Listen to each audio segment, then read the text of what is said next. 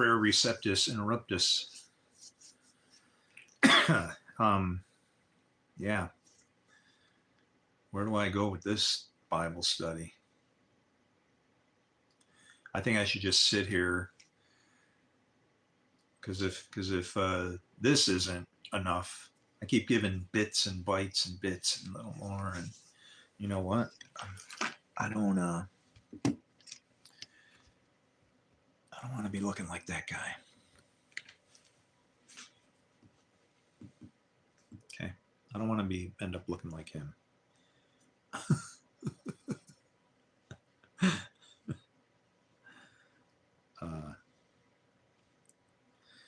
I'm absolutely certain now.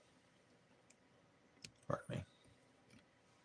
Oh man, weird pain in my arm though. Isn't that the arm when you get it in the left side? Wow, I could make my announcement and then drop dead. Oh, remember, I'm not supposed to hurt.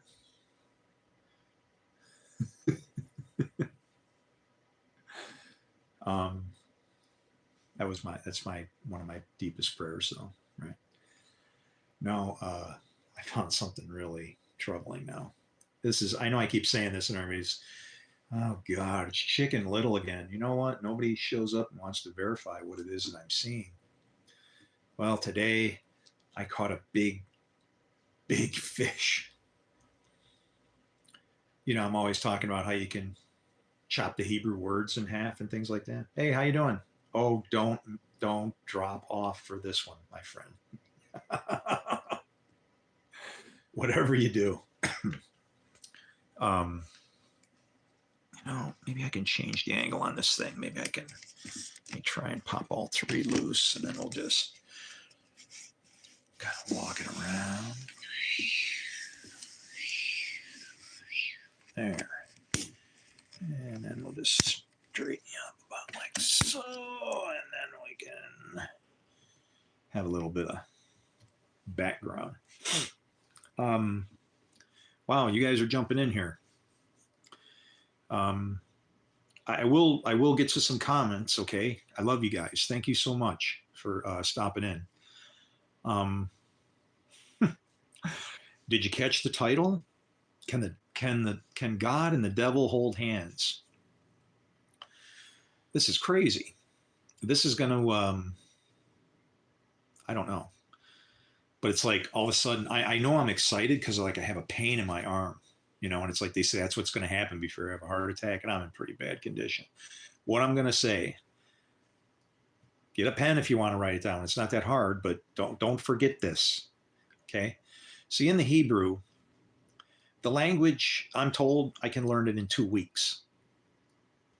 I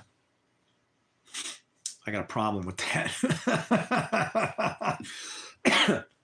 Because if that's possible, how can I take something so simple and not expect that to contain something that gets destroyed when I splatter it all over a wall like paint or something, right? So it's very, very simple language. I'm not saying it's not powerful. You're dealing with the forces of light and dark here. And all I'm going to say is, you remember when King Solomon said this? Cut the baby in half. That's like crazy. Hey, bless you too. No, foxes are blessings too. What you do is you tie their tails together and you put a torch in there. And then if you got all these people that are messing with you and maybe mess with your old lady, you let them loose and they burn everything up.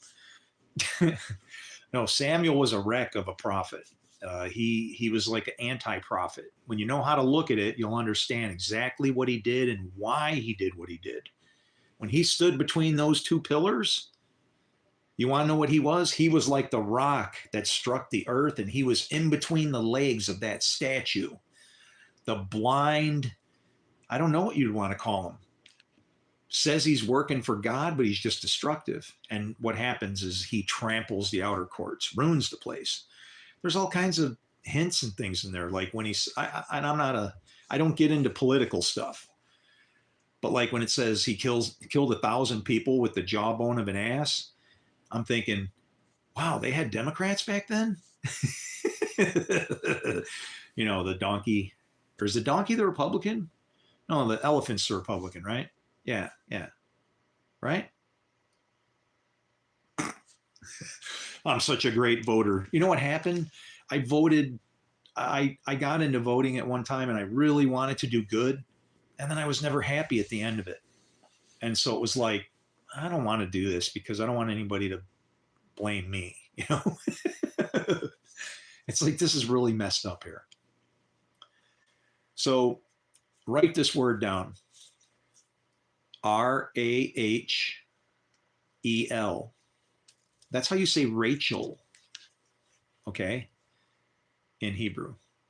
And right underneath that, I want you to write down Ishmael, Ishmael. Okay. We'll use a couple words so you can see what's going on here. So on Ishmael, what I want you to do is, or if you can remember in your head, it's not that hard. You can learn this whole language in 2 weeks, I'm told. Okay. I'm sure I'm going to be rusty. Vocabulary's not going to be there, but it's a construction language, right? Built brick by brick by brick. So watch how this works. If I take Ishmael, they say that it translates as God hears. I don't think that's a very good translation for that. That's like, sounds nice, but it's not how I would translate it. Because when I look at that word, Ish means man, Ma means what? Like a question mark, like Mystery Babylon, okay? El is God or Elohim. So you got man and God with a question mark in the middle. And so what do you have there? You have a conflict. If you've got a relationship between, God and whatever, it doesn't work out. And I can say, I can support that with various facts, because I would say to the people that watch this channel, even if you aren't a believer, because I get people, they jump in here and, they spout off their junk. And I don't know. Here's how I'll tell you. You're a victim of this then just because you're amongst us, right? This is a very real thing. It's a book that's wreaking havoc on the other side of the planet and everywhere else. And I'm saying it's because we don't understand it. We really don't understand it. All right. Let's look at the other word. The other word is, you're gonna split that one, but it's going to be RAH. That means evil. And what's the other half of the word? L. So now I'm gonna make a little relationship for you here. I have Rachel, and her name means lamb.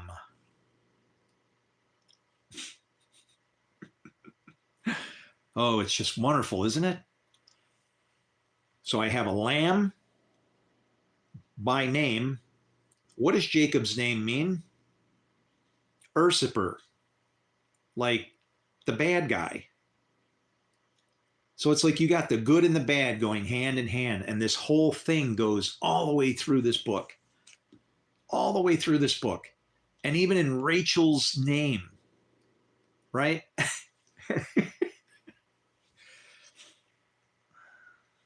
Yeah. So there you go. See how quick that was? I didn't even get 10 minutes and I'm done. And I've about had it. I've had it up to here, man. I can't keep doing this anymore. I'm going to refuse. I'm going to go Jonah on you. And you're going to have to find me. Because I'll tell you what. I don't know where Tarshish is. And actually, I don't think anybody does. Which is kind of funny, because for a name and where people are from, there's always this mystery places, right? I'll tell you what, I'm thinking you're going to have a hard time finding me. This boy won't. I won't do electronics. I will unplug from every single thing, and I don't care. You better find a theologian to talk to me because I have solved the gap. You know, they people yell about this thing. They think that there's a gap in Genesis because when you read it in the Hebrew, it says, "In the beginning, God created the heavens and the earth, and now the place is destroyed." I mean, that's the translation, pretty much. Or I'm sorry, when He began, and I think when He began is a better translation because that word Elohim can also apply to you. Thank you, Jesus. You want to know what Jesus said? Well, they were about to take him down. You know, he's like, "You picked up rocks to stone me? I'm doing good here. What's your problem?" They didn't like it. They didn't like that he had superseded their authority and knew more about their own book than they did. And once you understand it, this whole mirror thing is all through it. Like, for instance, Levi and Leviathan. That Isaiah 45:7 all day long. And I'm, like I said, I'm, well, humbly, I'm broke. I have exhausted my resources trying to find anybody to just tell this world-saving revelation to, that we're all a bunch of fools. We didn't understand our Messiah. We should not have killed him. And now we're going to pay for it. Until he comes back, of course.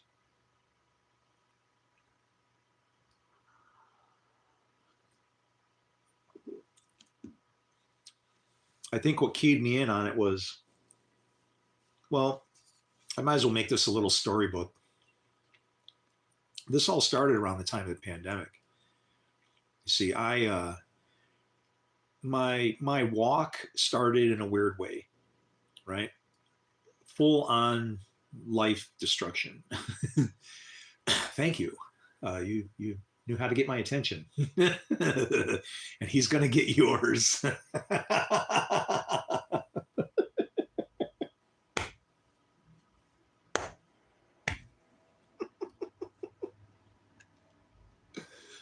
Yes, he's not mocked. He can't be mocked.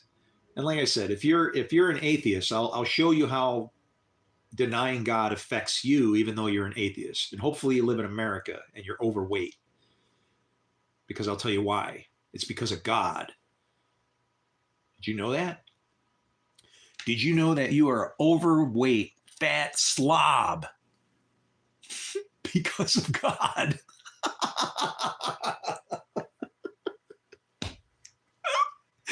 Why? It sounds bad. No, God didn't do anything wrong. It's actually our fault. We just didn't know he was there. We didn't see him. I'll explain. You see, we had a president in the United States. His name was Eisenhower. Okay, good. Did all the Christians leave? That's okay. We're going to get real now because this is who this is for. I'm here for the flock marked for destruction and the people that don't understand how what they don't believe in is going to affect them too. So let's talk belief systems. Whatever you believe is going to materialize. It's going to become, because it is, in effect, a set of chains that you put on. You become chained to your reality based off of things you believe. And I'm not trying to get all mystical. It's just, I mean, when you walk up to your front door, if you really thought, you were going to get electrocuted when you grabbed it, you probably wouldn't do that, right? You'd you'd go out another way, or whatever the case would be.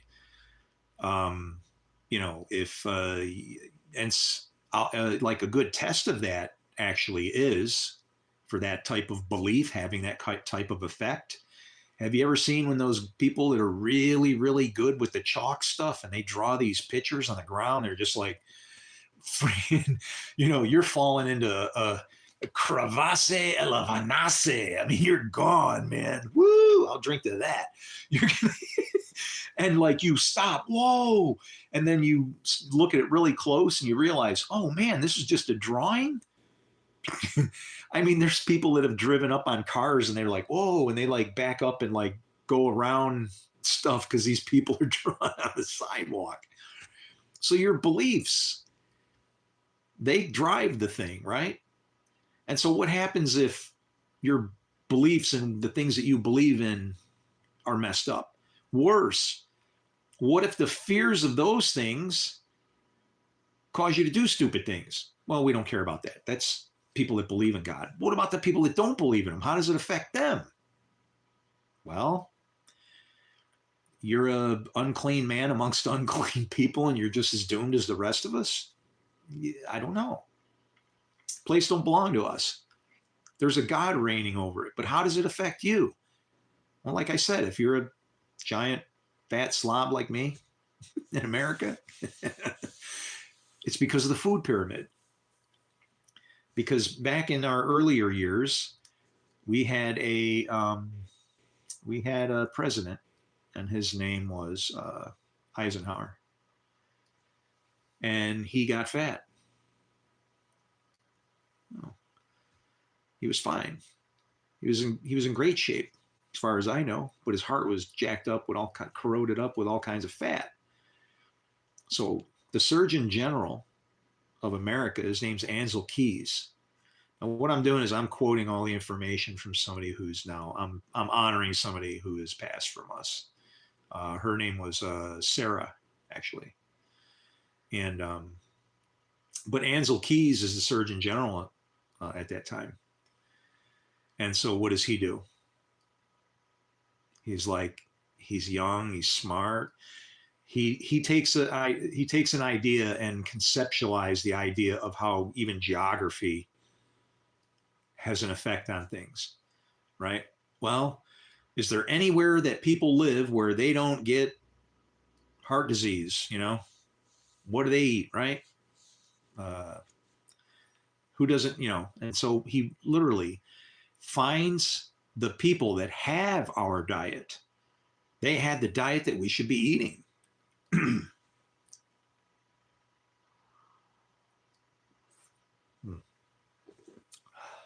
trying not to get it in my mustache. It's just impossible. I think I should celebrate on Christmas and get rid of all this mess. Can I? He's like, I have no control over you. you only do what I ask because you love me. It's like I do. But it's because he loved first. It's weird. It's like, how does he love you? Even what do you think of that? What does it mean when he loves you? He gave you his word. He told you everything that you need to do to be good and successful, honored by people, and so on. That's what he did. That's how he loves you. He gave you a woman to comfort you, right? Remember how Adam needed a comforter? Well, that's our woman, the Torah, and Lady Wisdom. And maybe you like the harlot. I don't know. But Ansel Keys went to a country that was very far from here. And he found the people that were eating a Mediterranean diet. But there's a big problem. He went during Lent. Ooh, ouch. So he went during the only time of year. And how long is a test? What do we say a test is? 40 days, right? How long is Lent? The Lord hath spoken. And so they adopted a Lenten diet and made it what even affected the food. I'm sorry that you people that watch me can't stand how excited I get over God. It's because I can see him as if he's staring me in the mirror when I look at myself. I know he's inside there. And I know that you don't know he's inside you.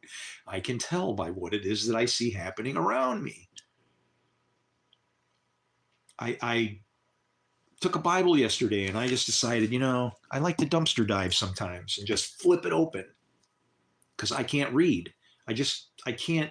You see all these books that are around me, forget it. You know what it was? How to make a, I don't know, whatever. You need your solution out of this thing. Well, I don't need to read this whole thing for that, right? I just want to get to the nuts and bolts and get on with it. I'm a normal man. I don't like instructions. But I took the Bible, I flipped it open, and it landed in Nehemiah, which is indisputably the very first sermon series that I ever heard. Okay. And it was, God kept like hitting me over and over and over again. Right. It's like I lose my twins, house is on the line, no job, .com bust, economy's crap. Sound familiar? Here we are again. Looks like this time we'll be living on the streets, yeah. But maybe there's more. I'll find some little, and she will come again. And here I go. You know how cheap my house is? I can move 3 people in here, and they'd laugh. They'd be like, "That's it? Yeah, man." But when you don't have anything coming in, you can't afford it. So I will have to take a very, very good situation and just go, see you later. I'll pluck out my investment and just let it sail away. And it's like, this thing is built for this time. How much you paying for rent? How much is your rent? What are your bills like for your heating and everything, right? All of that stuff. Do you have property where you can, do you have maybe a vineyard and fruit trees and, hydroponic system set up?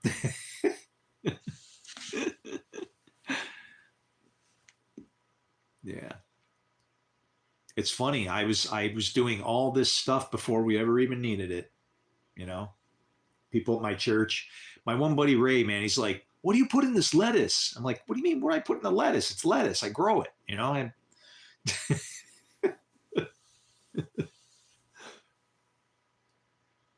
I got my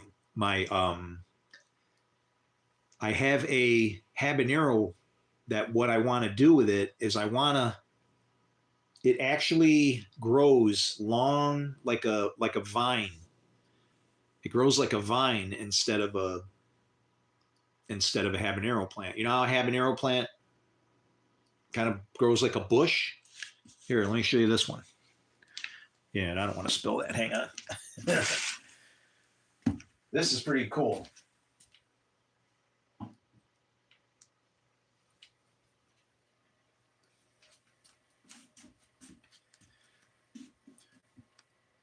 See how it's like kind of has a run, right? And the idea is you would put it, like on your mantle up here. And then it kind of but it's getting some berries on it. There's one right there. And then I got one over there that's looking all right. Woo woo! Fire! Oh, fire! The way you talk and talk, it really sets us off. You waste data, baby. Shut your mouth. Oh, we can tell by your game. You're gonna make us insane with your crazy stuff. Yeah.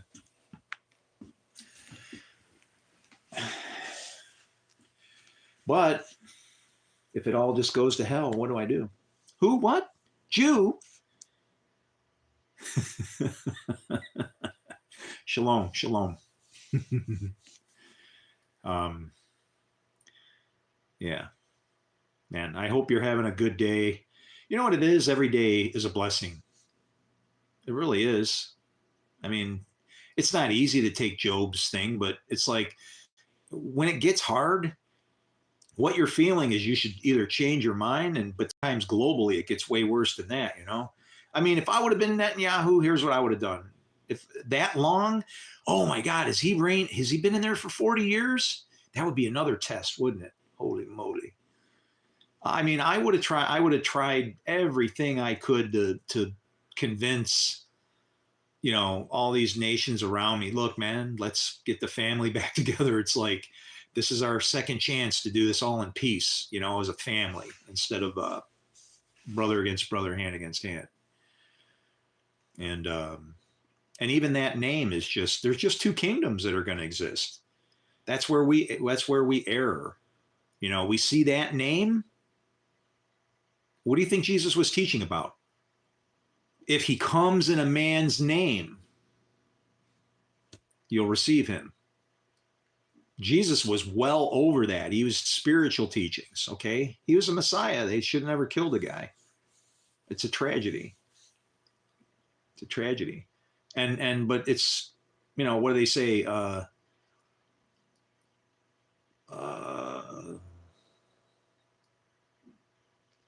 can't think of the word.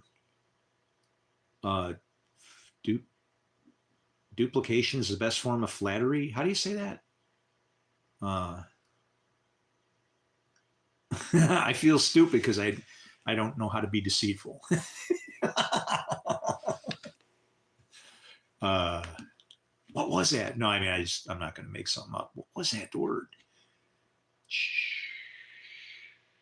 I want to say chivalry, and it'd be like, that keeps sticking in my head. And it's like, well, yeah, if you want to flatter God, he'd be like, I'm pretty jealous. You're doing a great job down there. You know? It's like he wants people to be good. It's like when I started understanding the things about Judaism and what it talked, you have to understand, if you aren't going to study Jesus as a Jew, you're never going to understand anything he was talking about.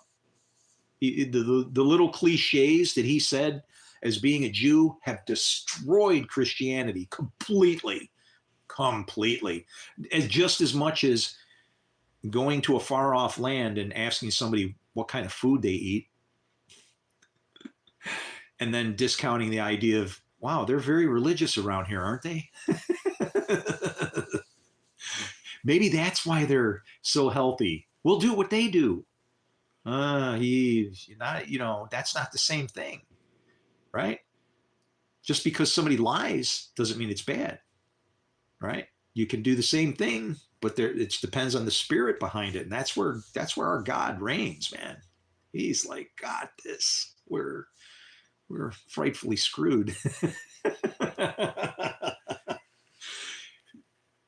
But that's what Jesus was teaching. And when I say that the things that he said have actually caused to destroy Christianity, this is something that Christians say. They say, because they want to scare you to think that all the other stuff in the Old Testament, and I was a Christian, and I believe in Jesus, but I don't believe what Christians believe. I don't believe you have to kill the guy. And I can prove why you don't have to. Thank you, Paul, very much. Oh my God, so good. I don't want his blood on my head, and I won't have it.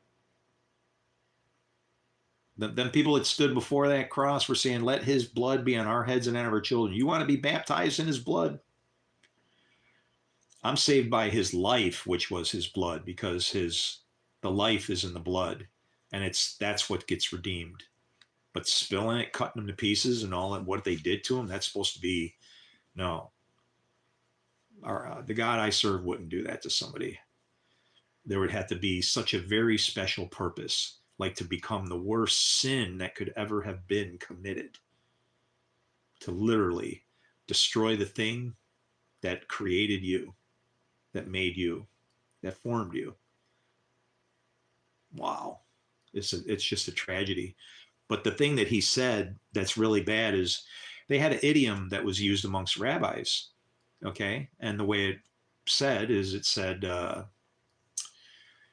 if you break or teach one part of the law, if you mess it up, you destroy the whole law.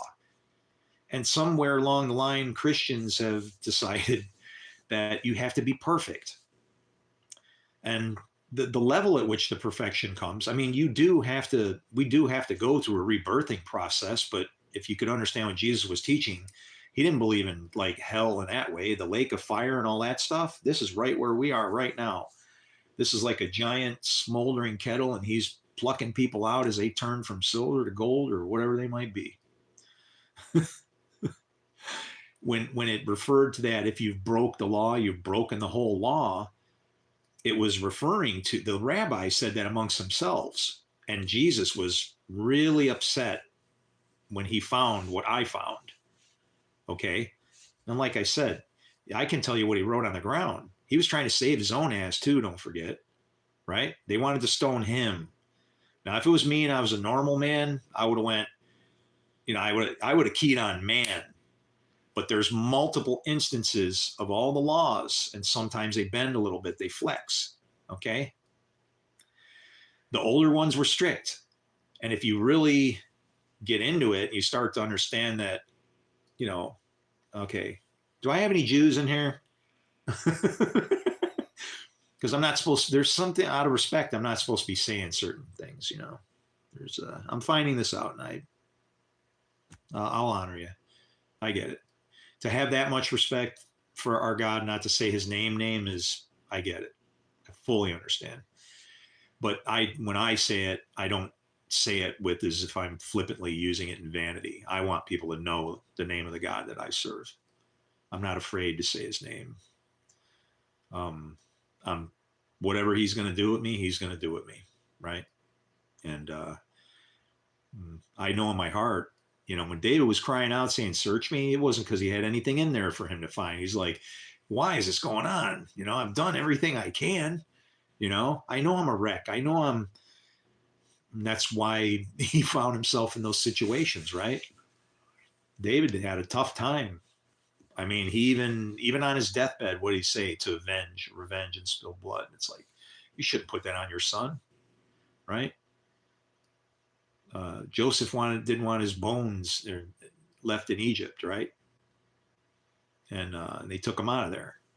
It's like, you have to honor the things that your sons and things that are asked of you as much as you can. If they're, at that point, I'd be troubled, right? And thank God we aren't at that level of type of retaliation and vengeance in today's society. Oh wait, what did I just say?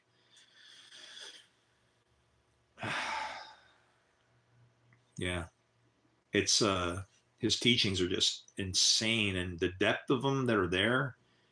If if it could be understood what he taught it as per the Gospels, and some of it I don't agree with. Like, I heard a pastor today, he was reading from the New Testament, right? And it's useful, but he said that prophecy was fulfilled, and then he quoted like the New Testament. Something that Jesus said was fulfilled. And I'm like, I can't really say that, because in all honesty, and I'm a lawyer judge, like if there ever was one, I would have to look at it like this. He said that, and those things were written after it happened. There's no prophecy spoken. It's got to be written before, right? It's got to be written down. And that's why Daniel was not supposed to write anything down, because these prophecies and things, they flex. We don't understand them. We really don't. I do. And I'd be happy to teach you, all of you, anybody that wants to learn. Okay. It's a system, where you have to pay attention to what specific animals are even used for, that some of the book, like the book of Revelation, they see like an indescript beast with 4 wings, and their best interpretation of it is it moves fast.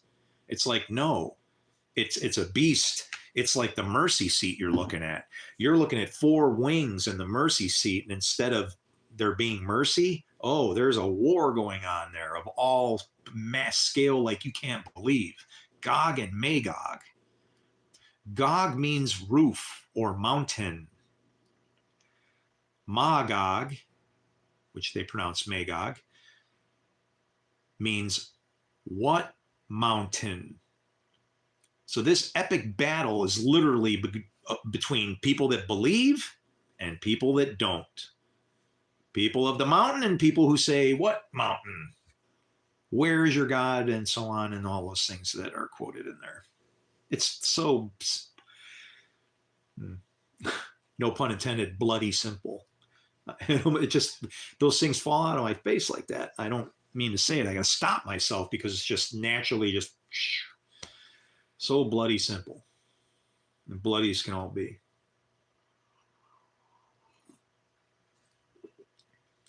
But they're difficult to interpret. Whatever they wrote, they've been hiding this for a long time. It's not.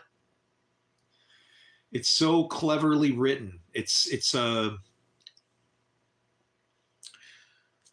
If I had to say, let me give me a second, so I don't have to get long winded and bury you in a bunch of what's he talking about, right? It's like it's almost like Hebrew. It's intended to be like Hebrew, but the problem is, as I said, Hebrew is a limited language with resources, right? And I say that not because they don't have enough words or whatever, but because of the way the thing gets chopped into pieces and the way those words mean what they mean. So it's really constructed out of very obvious blocks. Whereas, for crying out loud, in the I was begging at one time for anybody that knew Greek to help me out. Hey, what's up, Tommy? May you have a hug? You gotta be kidding me. Yeah. Yeah.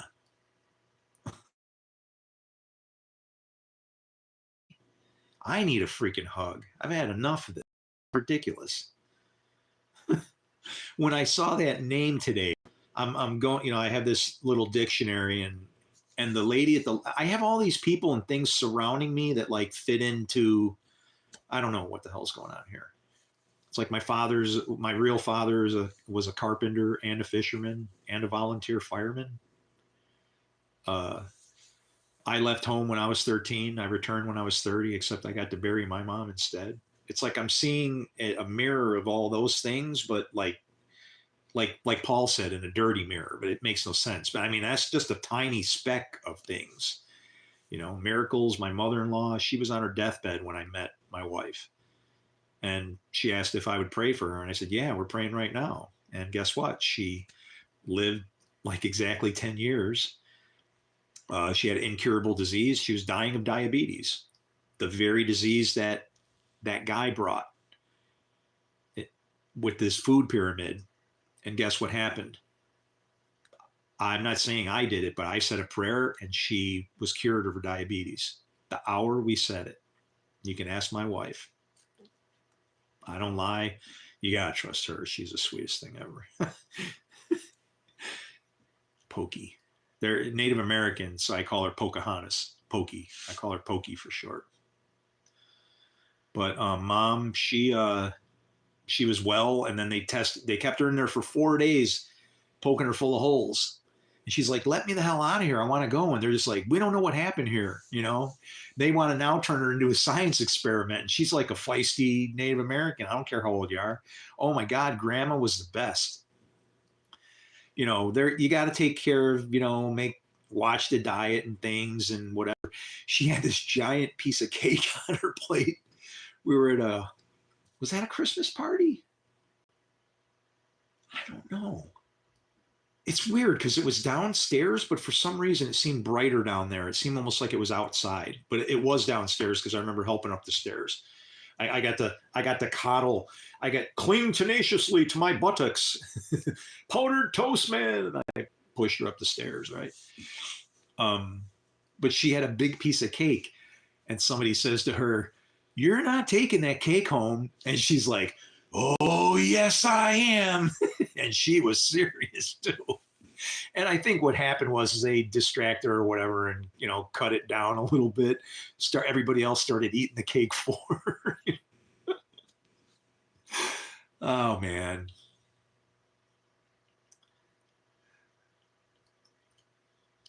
But she, like I said, 4 days, and then they let her go. And she lived 10 years, and she died on 10/7 of 2023. And I had a dream about it the night before. You can ask my wife. I flipped out, and you know, I was really afraid because I had a dream of it was and no disrespect if you're Muslim, I don't know what they call that, the thing where they do the Hajj, you know, that rock thing, that black cube. Okay, that was where the dream. It was only in a one room dream, like just like right here, and there was a black cube, and it was shaking like this, like my black phone. It was just going crazy.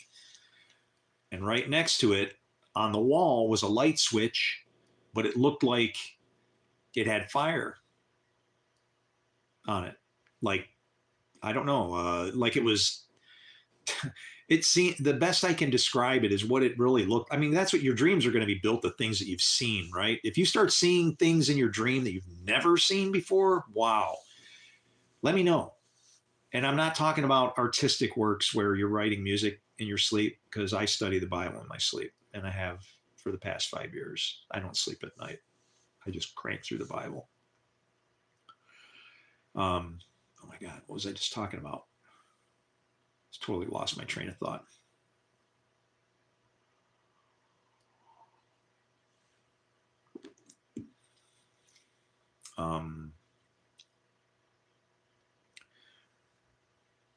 The light switch looked like I had to rewind.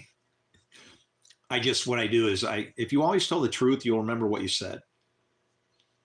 So if you can find one part of the conversation where you said something not too far back, hopefully, hopefully your short-term memory isn't fried from things you shouldn't be, and then what you do is you just, and I rewind it forward, and then I figure out where I'm at. And I kind of lost myself again, but I remembered a second ago, so I'll get it back quicker.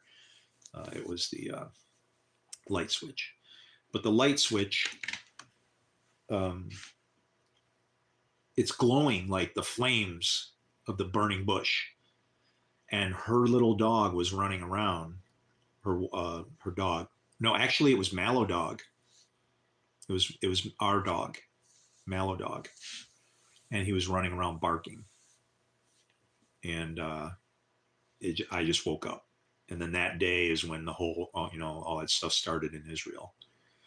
But it's like, if I had to do things different than Netanyahu, I would suggest this to the next prime minister after he's gone. He's going to go eventually. Use the time that you've been given in that land to establish peace with everybody that's around you, and with relentless pursuit. Okay, it's like if Jesus had to go over there today, you want to know what he would say? You remember how he said, if you were really Abraham's children, you would love me or something?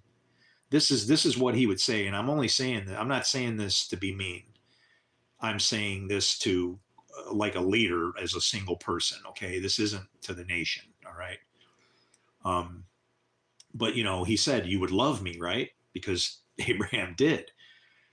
Well, he would show up there and say, if you really wanted to have peace, because there was bickering among the herdsmen. Remember, much cattle doesn't mean what we think. It's not about having cattle. He's talking about tribes. When Nineveh got saved, and he's talking about the cattle being there, look, dude, it was 120,000 for a reason. The people, that is. When he's saying cattle, he was saying much opportunity to pull the plow of this thing to get us back to our Sabbath, where we're supposed to be. And that's my intention. Because what we don't understand about the Sabbath is that he rested from everything that was made and created. What was made and created? Peace, darkness, and evil. When he rests, we do the works, but we're not doing the works if we're doing what he wants. So we enter into a rest, but we're doing his works with the promise that his works are a light burden and a low load. Jesus in Israel would have said something like, if Abraham was really your father and there's bickering amongst the herdsmen, you would have told them, what? You want us gone? Is it that you want the land? We'll take your land. You just pick a side. Everybody needs a place to live. Pick a side, and everybody just stop with all the fighting. There's enough here for us both. Just pick and get it on already. And, you don't spend decades and decades just building up. That's like filling up your warehouses full of stuff, armaments and whatever. I mean, yeah, you have to protect yourself, but you got to work for peace, you know? And, and it was sad what happened on 10/7 because I can see it prophetically. It's like what was being held was a feast wherein you're supposed to actually invite everybody there. Everybody. The slave, the free, the sojourner, whatever. And there were people on another side of a fence who were offense and offensive. And so with that being a problem, you got to work on those relationships somehow. And on all of this is just a wound from God. This is all in scripture. The king of Gaza will be destroyed and so on. It's like, that doesn't mean these prophecies and things, they just all repeat. We're taking just a system for life, and one where even the economy is different. Wow. Whoa. Now he's certainly the Antichrist. I love what the old Jewish economy was because it dealt with the Jubilee. Our world is struggling because there's no reset button every 50 years. We just keep going, burning it out, burning each other out, developing cultures and societies that don't have anything to connect them. That was God's plan. You got to have a Sabbath. You got to let things rest. Every 50, can you imagine if you were, depending on when you were born, all of a sudden you'd be like cast into like, wow, this is all ours? And your dad would say like, yes, son, but only for 50 years. And, or let's say, or what if you were born at the end of it? Like where it was coming close. It'd be, if you're kind of in the middle, that's where you'd see the most dramatic effect. But either way, everybody should live at least to 50 years, and depending on where you wind up on that timeline, hey, I'm going to tell you something. There ain't nothing wrong with popping out kids on schedule to have that schedule, right? But you don't want 50-year period where you're not having kids either, though. But it's like, you can see that when the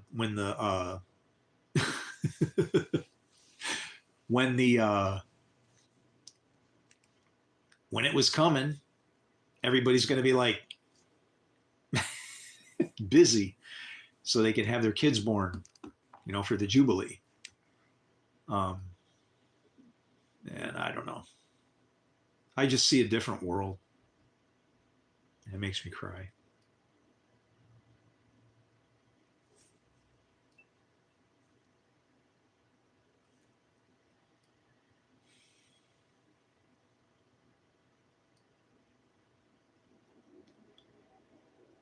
It's like somewhere something got screwed up. And I talk about that Jubilee, right? And the way I look at it is I should have been born into one of those cycles in that kingdom where all of this, whatever the hell's going on here, isn't going on. It should have been fixed and repaired by now because a rabbi of all rabbis gave his life for it and said, any time will do. And his people knew that, and somehow, I don't know, it got lost.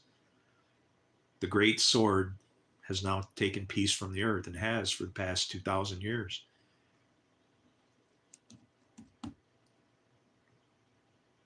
It's a pity.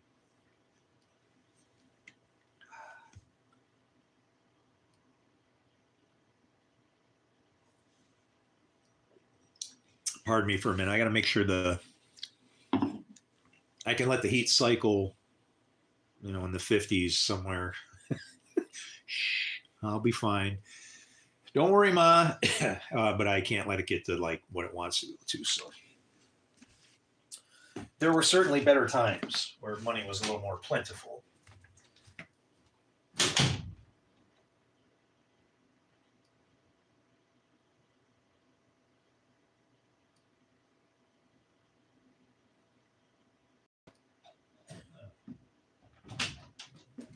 All right. So what I would say then is the wine is actually working a little bit, warming me up.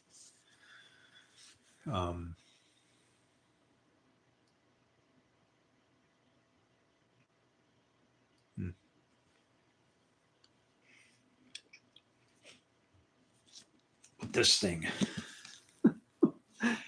I have met so many of these. It's funny. I live in this house, and this, I don't know. I almost bought this guy's house who owned this, and I found it on a rack, and it had like his name and everything written inside, you know? It's like, wow, couldn't believe it. Frankie.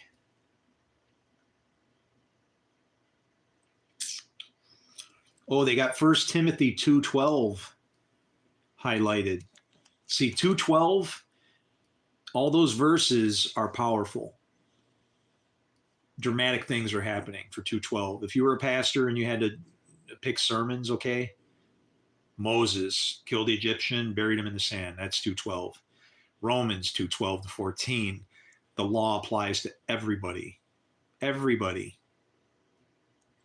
And you're going, no, I'll give you a little mini sermon. The power of the law is sin. And you're going, I've heard that. No, no. It says sin is the power of the law. Well, if sin is the power of the law, then the power of the law is sin. Okay? So if the power of the law is sin, when you sin, you are under the power of the law. Thank you very much. Thank you. Thank you.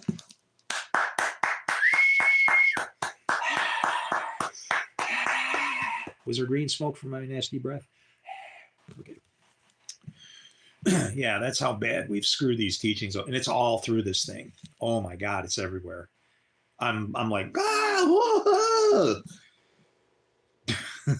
You think I'm kidding? You ever heard of MAID? Do you know what MAID is? I just heard it, and it's got me excited kind of, because MAID is medically assisted injection death or something, and you can go and they'll just fire you up with some drugs and put you out. And it's like, I'm not afraid to die, so I like Jesus said he could lay down his life. I just won't pick mine up again. I don't want to come back here. You guys can figure your shit out. It's like, I've had enough of it. That's about where I'm at. I'm just like, you know, have given I can't exert any more effort to try and, you know, anybody else. What'll happen is you're going to ignore me, but what might happen, I should say, is some maniac will come back and shred the place for you. Or it could be that maybe I've also considered, you know, maybe I'm just supposed to fade out. I should just humbly go, you know, I should just bow out and go, okay, I'm realizing it, God, I can't get any of the glory. If anybody sees me or anything, a lot of prophecies wouldn't be fulfilled, you know, like he was nothing to be esteemed. I mean, look at this shit. I'm a damn wreck, man. Nobody loves me. Are you kidding me? I have people calling cops on me because of the way I look. Seriously. It's bullshit. And all because I took a Nazarite vow and I'm afraid of my God and I want to shave my beard off that, you know, sucks. I'm tired of this thing. It's like a rat damn bastard. I'm a Bedouin. This is what I am.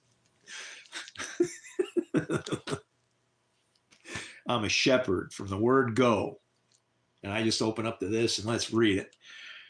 Daughters of the Philistines, which are ashamed of thy lewd way. Oh, why would you be ashamed of your lewd way? Thou hast played the whore also with the Assyrians, because thou wast unsatisfied. Oh, I can't believe I opened this to this. I say this all the time. Jesus loves everybody.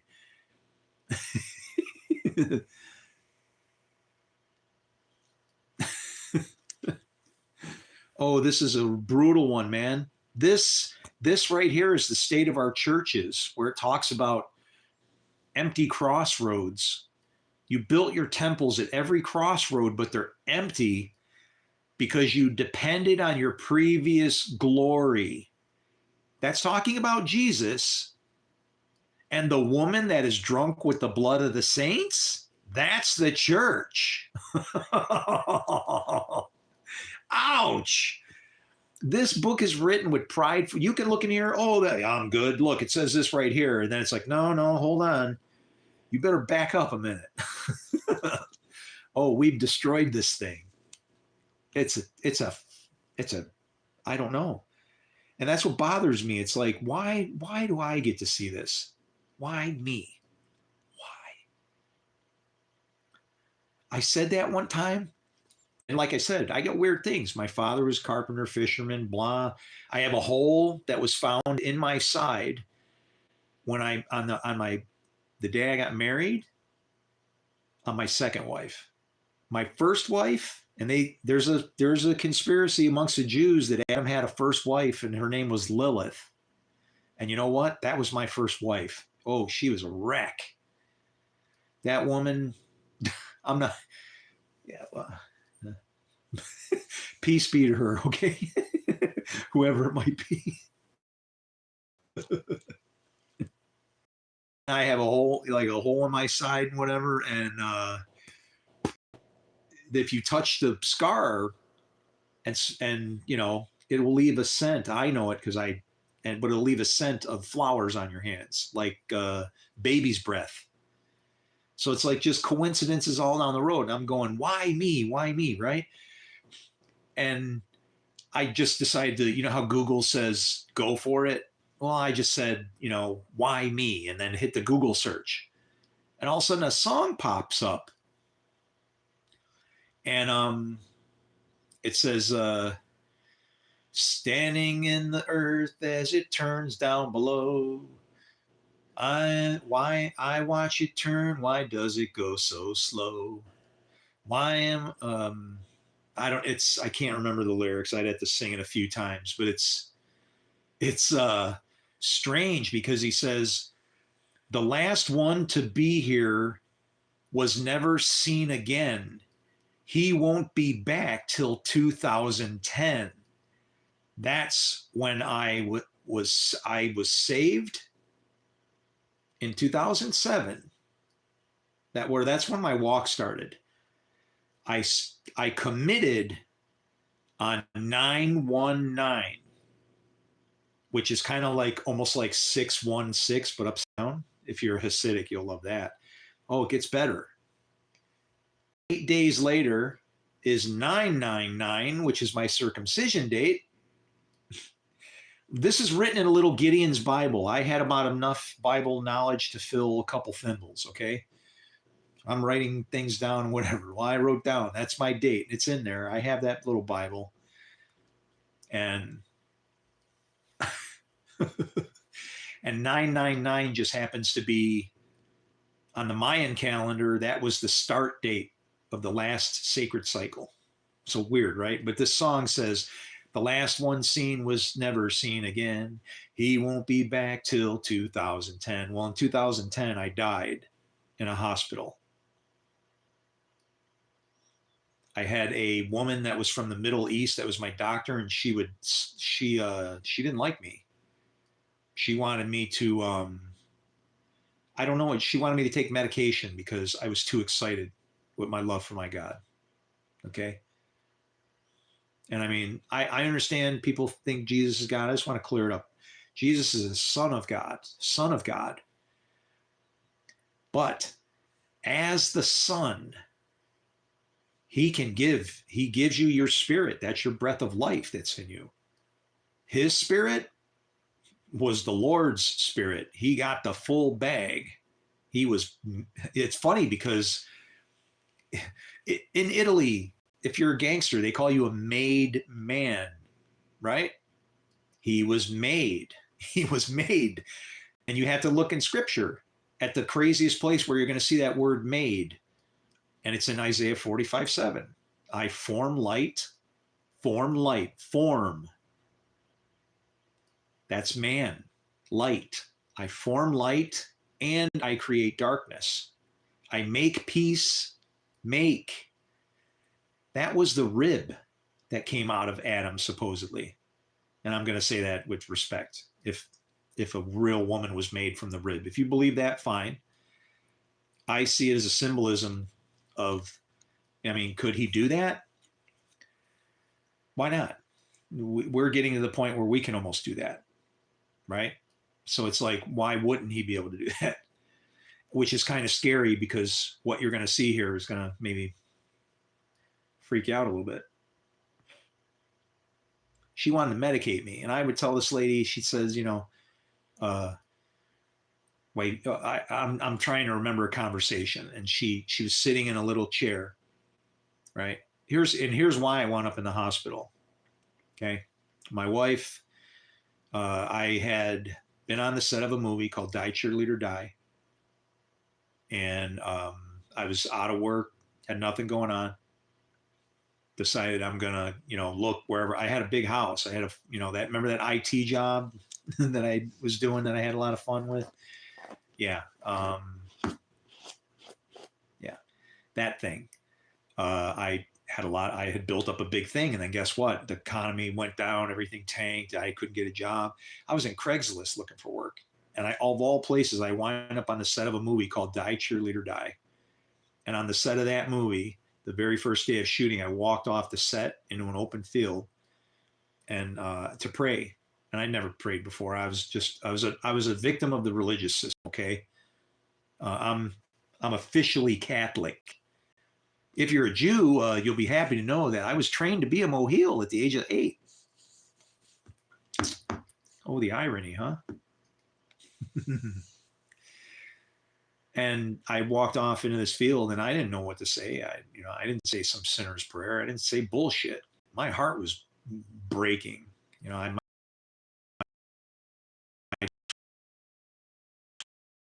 dead.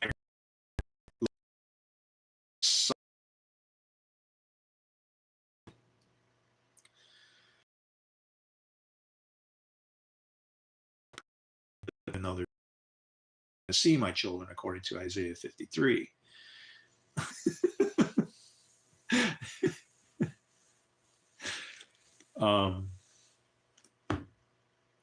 She didn't like me because I could tell she had a Middle Eastern accent. I don't know if she was of another faith or what, but I was trying to convince her that I was okay.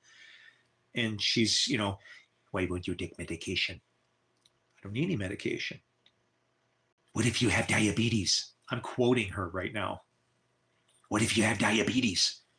I don't have diabetes, but I guess in 10 years or so, I'm going to cure my mother-in-law. Actually, it wasn't even that. It was maybe 2 years, 3 years, maybe 3.5 years. Ooh, that'd be crazy, wouldn't it? And then finally, she gets in my face. What if you have heart attack? And she rolled that tongue the way she said it. What if you have heart attack? You would die. And I said, if I die, then you can have my legs. And you can get up out of your chair and you can walk maybe for the first time or dance with your husband. And so I'm, yelling all these wonderful things that I could do if I could give her my legs. And she's on a scooter cart. She rolled out of there. And I could tell she's pissed off because she's leaning forward. It just couldn't go fast enough for her to get away from me. She hated me. Oh, how she hated me. Because of all things to support me while they were just observing me, right? When I went in there, it was crazy. That little Bible that I had, I asked God, what's going on here? Why are they doing this? Right? Open the Bible. My answer's in here. I know it. I flung it open. I just went, and I looked at the top and it said, well, now this is funny. It says a different kind of judge. This Bible in your hand. It said, the devil will test you and you will be thrown into prison for 10 days. But if you can make it past these deaths, then I will give you my crown of life. I will give you my crown, or I think it said. And so I read that, and I'm like the person who believes that much, and I'm like getting thrown in a nut job joint. And it wasn't fair on how it all played out, right? What happened was I got falsely accused of something at work at Walmart for something I didn't do. And I got really upset. I went Moses on them. They were like accusing me of stuff. And I said, I'm like, you're asking me, you're saying I'm crazy? Because I carry around a Bible in my pocket. I go, how about if I ask you guys a question? And these are paramedics now. They're trying to calm me down. And they're like, oh, yeah, fine. I'm pissed. I'm talking, this is my God we're dealing with here. So here's how it plays out. There's witnesses to this. witnesses. I don't lie. I'm begging anybody to verify. If you start to verify my stuff and you can get this information out there, I'll give you half my kingdom. What do you want? Motorcycles, cars, guitars, computers? I'm pulling the hard drives. You can have the you know, the tin can is yours. You don't get the, I'm not giving you my life. I'm not an idiot. And today's day and whatever, who knows what, passwords and shit are stored in, even in these things. It's crazy. Where was I? What was I track? Because I'm already hoping I can, lying and telling out my story. It's like, I don't tell crap. Do it because somebody could come back and it's going to wreck everything you've built on. I'm sure I ain't stepping on, whatever just because. Because that one thing's going to come back and haunt you. And I've been brutally honest my whole life. Yeah, I robbed a gas station. I was 14 years old. And the same night I stole 9 cars. Being proud. Yeah. I don't lie. There's no reason to, right? Anyway, I wind up on the set of that movie. I go out in the field to pray.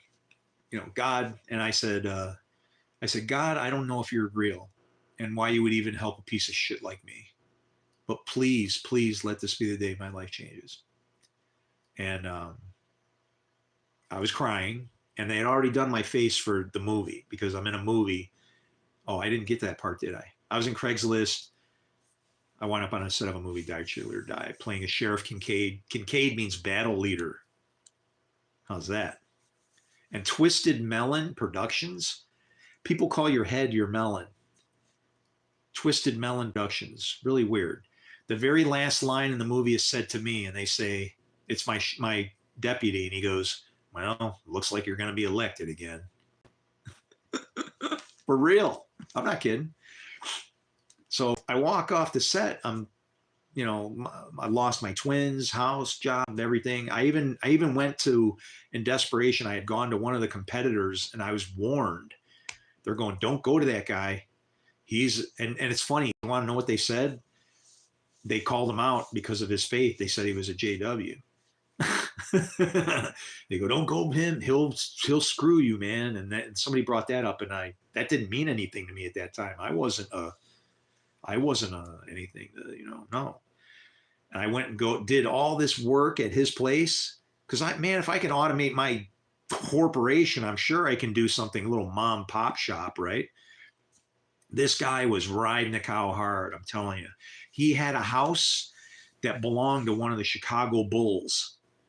It had a, I never saw it, but my understanding is there was a pool on the second floor that you could dive into.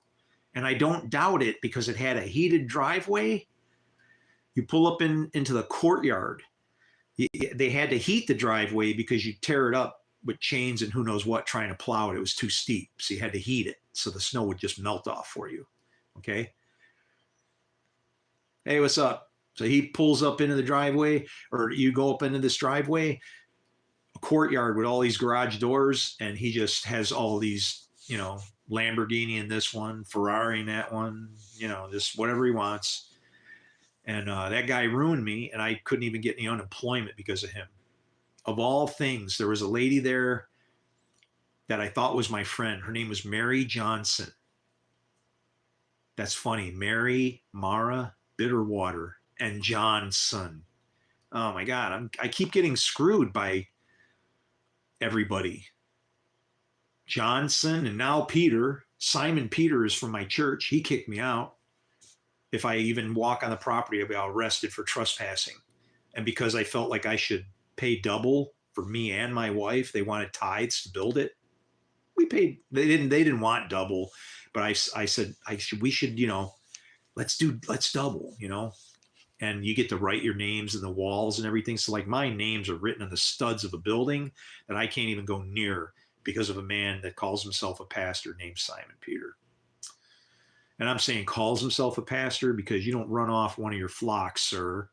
You've broken like the prime directive Okay, Captain Kirk's going to come and get your ass. It's going to be like he's going to have the mega communicator. It's a really big one. Scotty, yeah, I need a lightning bolt. Yeah, coordinates.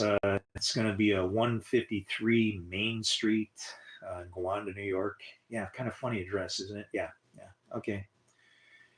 Yeah, all right. Yeah, yeah. I'll clear the area for the so there's nobody that's unclean around unclean. Yep. All right. Take it easy. Boom.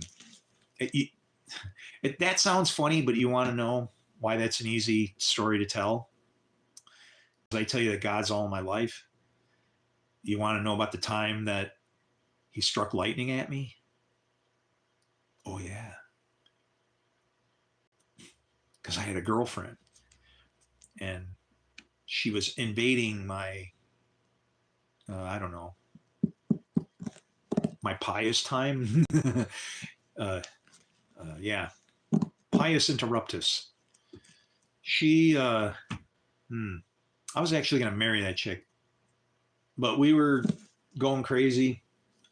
I'm driving past the church on a Saturday night, and I noticed, I look over and the parking lot's full, and it's like, why didn't I go to church? A little quick hookup before I head to work. And then lunch would come and I'd go for lunch. I'd drive home for lunch and I'd go back and then I'd come back. And it was like, just, everybody's proud of me. And like, how do you do it? And it's like, I don't know, but maybe it's because of my dad. My dad had 27 kids and I'm the last of 27, that number. I've got so many stories going. Let's back up a little bit. So how did I wind up in the joint with the mean doctor? Let's finish that one off. She, on the set of the movie, I say my prayer. And I'm walking, after I say that prayer, I'm walking back to the set and I cried. I jacked up my makeup. And, but I'm walking with my head down. And then all of a sudden I see, I feel like something's touching my nose. Probably my beard. I'm walking back. I got my head down, and then I see something sparkle on the grass, and I'm like, I had to stop and back up because it really just like flashed. It was like a flash bulb going off, and I'm like, whoa! I back up. Oh yeah! I reach down, see what it is. I dig it out, and it just happens to be a crucifix. Smashing the dirt off of it, and I'm looking around and going. And I got a creepy feeling, it's coincidence, right? But it's like, oh boy, wow, nah, it's coincidence. And it's funny because now I'll claim being a Jew over anything, but I won't hurt you.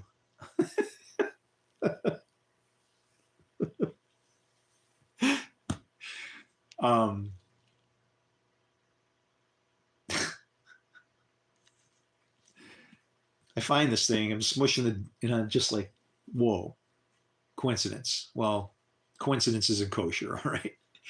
I start heading back to where the lady is, and she spots me, and she's like, "Hey," she can see my makeup screwed up. I'm looking like Alice Cooper over here with my tears running because they have to paint your face with cake batter stuff, and then they put this eyeliner on to highlight your eyes, right?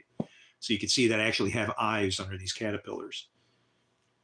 And I just want to make a statement for the record. Elijah ain't got shit on me as far as being a hairy man.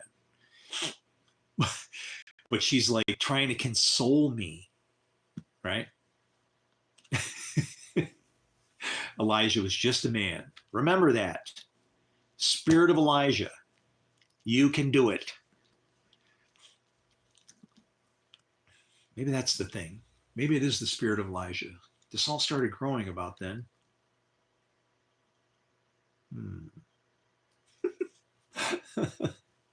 But she's trying to console me like, oh, don't worry, they'll shoot the scene 100 times and all this stuff. And I'm like, yeah. I'm like, that's not the problem, lady. It's like, you have no idea. It's like, and I'm like, no, I go, it's not that. I go, my life is a wreck. I went out there and I said a prayer, and I'm having a hard time. And then I happened to, and then I realized, I said, yeah. And then I found this, and I held up the cross, And that chick busted out with the sign of the cross. She was a Catholic, obviously, but she's like, I mean, Bruce Lee would have met that would have been it. She would have destroyed him, and she could have said, I was told that, I will, conquer under this sign. She was like incredible. And I remember what I said. I dropped the F bomb. That's how pious I was. What is wrong with you? I said. And she got really silent. And she's like, do you know what day it is? And I'm like, I said, my life's one tragedy to the next with no sleep in between. And I go, it's Friday. And she goes, it's Good Friday. And it was 9:00 in the morning. And that's how my faith started. I got a little cross. And then what did I do?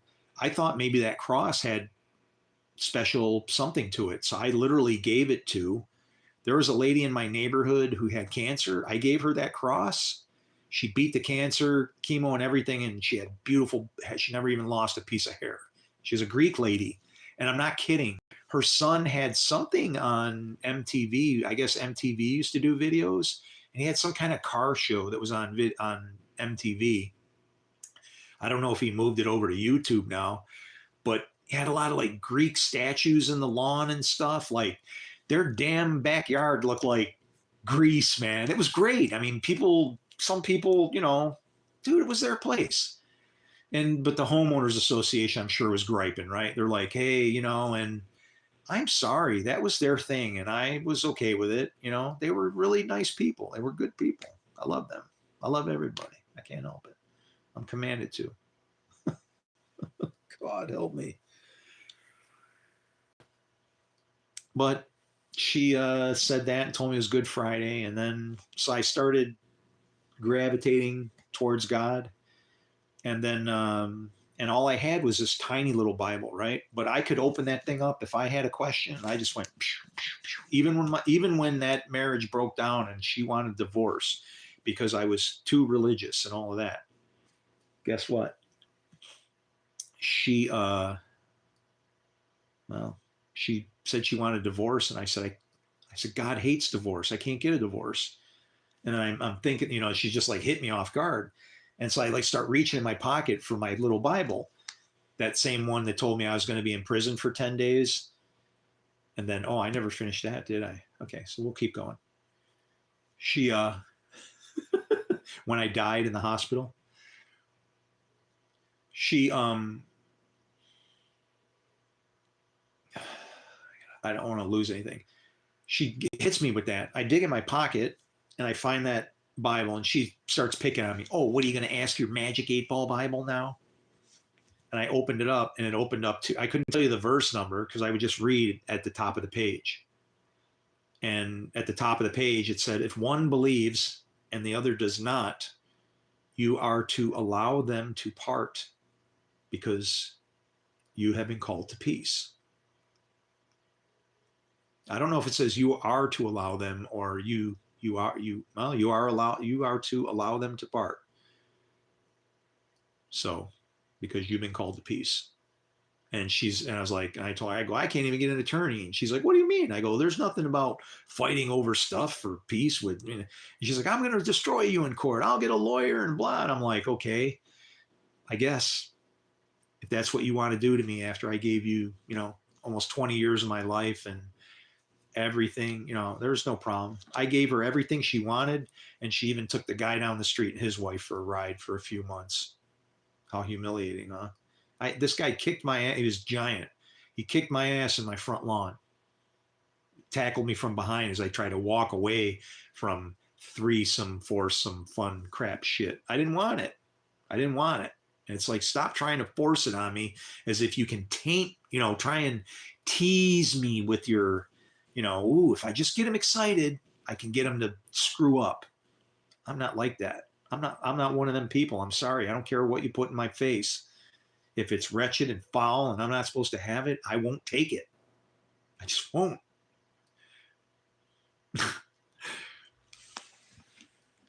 And that's sad because, man, Christina Aguilera, she's just like beautiful. Those eyes, man. Oh my God. Who else did I used to have a heart for? Oh, here, this will make you laugh. You ready? Ah.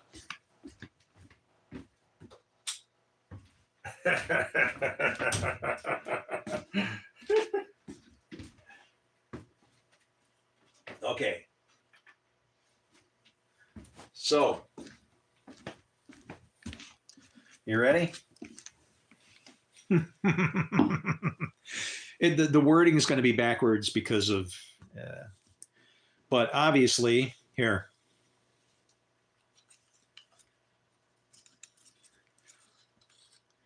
What is better? I know you go, what the hell is that? It's got weird shine on it, but what is better than a date?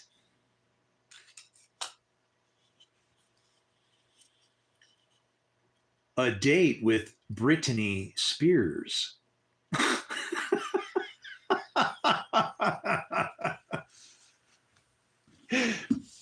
I know, and you're like, what in the hell is that? I had this friend named Steve, whom his nickname was Mud. I'm not exaggerating. His nickname was Mud. And he got the nickname because he would deliver pizzas, right? What, did you get to see the Britney Spears?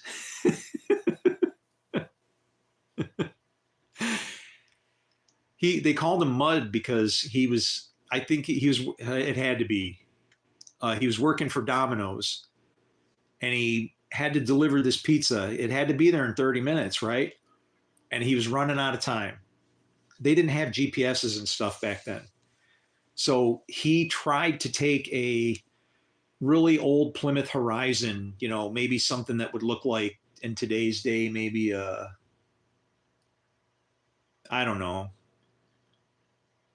like a Juke or something, right? But even a Juke, like a Nissan Juke, if they still make it, or like a Nissan. Okay, he tried to take a Nissan Cube across a cornfield, and he got a running start and then just and buried the car in the middle of it. And they had to hook up so many tow ropes, those stretchy kinds, to pull him out of there, because otherwise he's going to have to pay a lot to have a tow truck come with a cable.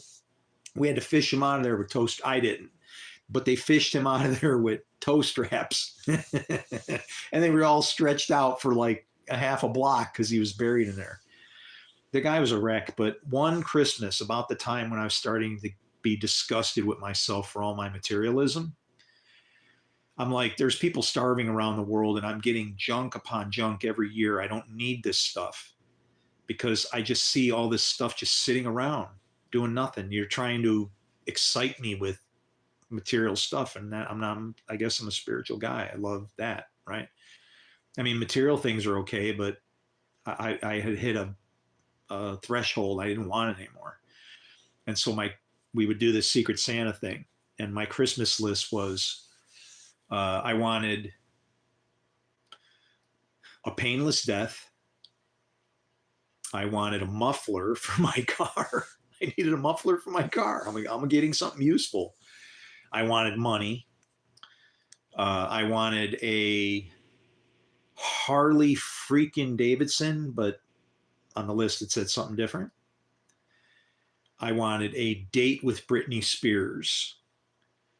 I have to think because he got me everything on the list. So I got to think, was there anything else? I think that was it. The date with Britney Spears you saw. So obviously he's creative. His creative juices were like that, right? And that's what he is. He's a creator. He did printing and graphic kind of stuff. He did the first business cards for the first, no, that was the first official business that I had, which was Disc Doctor. Disc Doctor actually predates Data Doctor. I think that somehow they got information through one of my friends and stole my invention. And that has happened many times. I've never been credited for any of my inventions that I've done. And there's people out there that'll vindicate me. If you've ever been victim of one of those kidney stone smashing things where you sit in a tank of water and then they pummel the water with electrical shit and then you piss out shards of kidney stone wishing you were dead. Oh, that's got to be the worst. It breaks them up and then you got to, just pass them. But it's like, God, I can't even imagine, right? Peeing rocks. Okay. Oh boy. Anyway, it's terrible. This they when we were building this thing, and I'm looking at the function of it, and I'm like, yeah, I'm working in a machine shop. Okay, I've had so many different jobs. I've been a CNC machinist. I've been in aviation, cars. I make wine, photography, astronomy. Dabble with, and then that's all like the professional stuff. Data. Oh, forget it, all of it. Telephony, data, all of it. Signal injection. It's like, what the hell is that? That's anyway. So we're making this thing, and you have to machine these parts, and this the machine is cutting on this stuff. It's tungsten is what it's machining. It's making these little tungsten arrowheads, right? And these two arrowheads would sit in between this thing and spark, and that's what would create the ripple in the water. And it's like, this thing is underwater, but the device is grounded to ground, so that even though it's sparking in the water, it's not going to it's not like a whole bunch. I mean, but it's still, see, it's enough. Don't ever grab hold of ignition components on a car. You maybe find yourself surprised. All right. And if you're really good, you can charge up a capacitor, and then you throw it in the toilet, and the next person to go to take a leak, pow, woo. Boy, getting a jab through there is brutal, I'm telling you. Never had it happen to me, thank God. I don't know what I'm talking about here. So the Britney Spears we had, and then there was the Harley effing Davidson. Oh wow, man.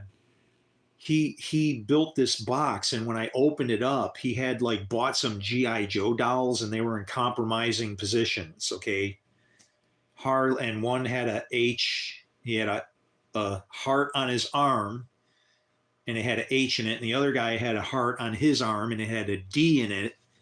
So it was a Harley effing Davidson. Now, if I would have just said a Harley Davidson, I don't know, maybe would have got me a model or something, but I missed it because I dropped an F-bomb.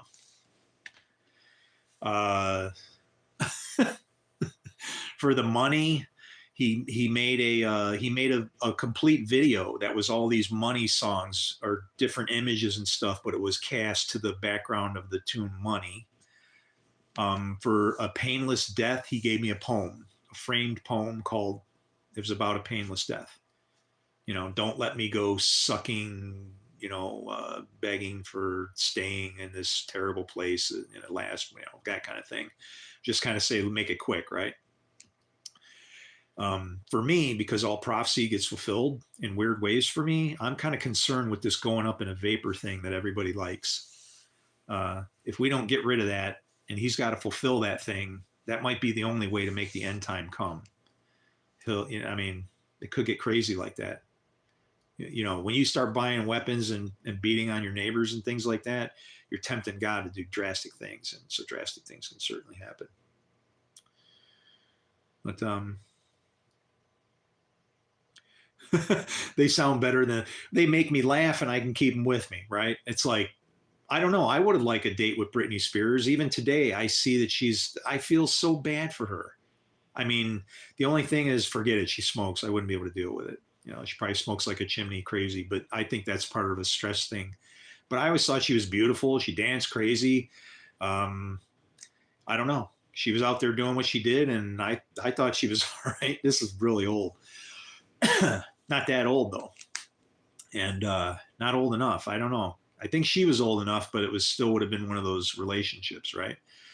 But I feel for her. She got abused and all the thing, and they wound up screwing her, ruining her.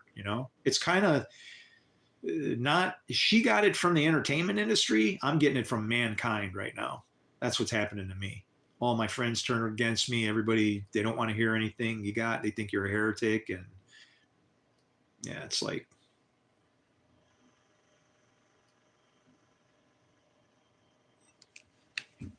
Pardon me. Check something.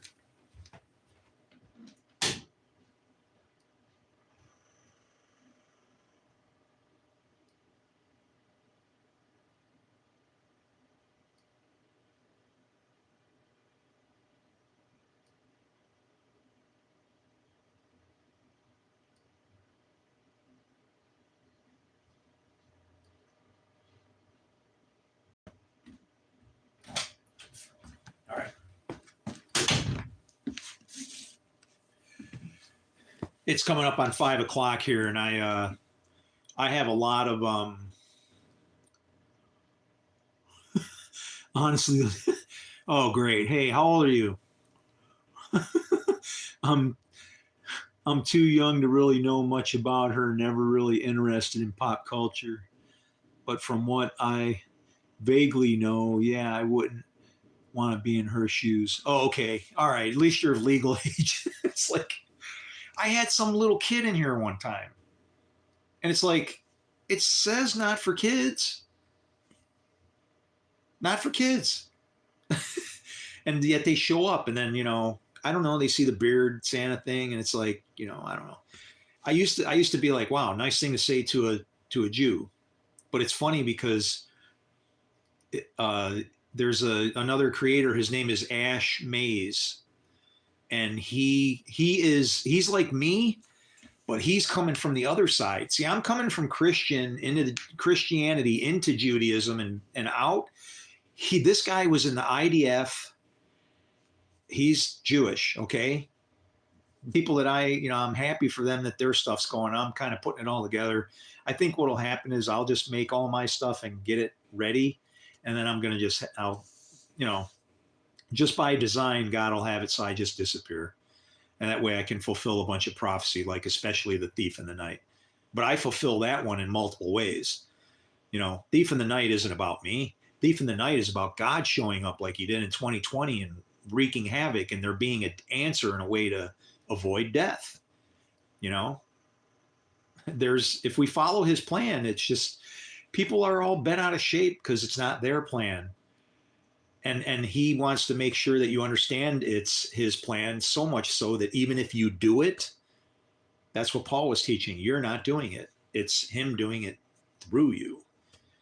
So it's like we're literally like puppets, but there's two kind of puppets, but he's got them both. And you can see how it works together, and there's no reason for us to be fighting. It's a mess, man. That's crazy. I don't know how a kid would stumble. Like I say, he saw the beard. And then when I found out how old he was, I was like, okay, that's the end of this stream. Then it was like, then I didn't swear and whatever. And I started, and then all of a sudden this little young kid starts mouthing off and saying things and whatever. And I'm like, oh, well, I see you're already at the house of Judah. Okay, never mind then. I'll just open back up. I'm not teaching you anything. It was like he's getting really bad. But it's like, I just try to be cognizant of it, right? Oh, there goes a state trooper. Hi. Those guys love me. I've been falsely accused and arrested a couple times. I was really upset. One of the instances actually started where the guy was raking his lawn. I happened to be parked on the side of the road. I was looking for an address, and then he was raking his lawn. His wife was there. And I said, I just made conversation. I just walked up and I said something like, keeping, working for the wife kind of thing, whatever. And I don't know, maybe they were fighting or something. And he's kind of was halfway or whatever. And I said, yeah, I go, well, whatever you do that's good, it's good in the spirit. Spirit controls everything. That rake that you're using for good could very well be used as a weapon. You could like kill me with that thing, I suppose, if you wanted. And then he couldn't understand it, and he got like upset with me. So I was like, okay, I'm going to get away from this guy.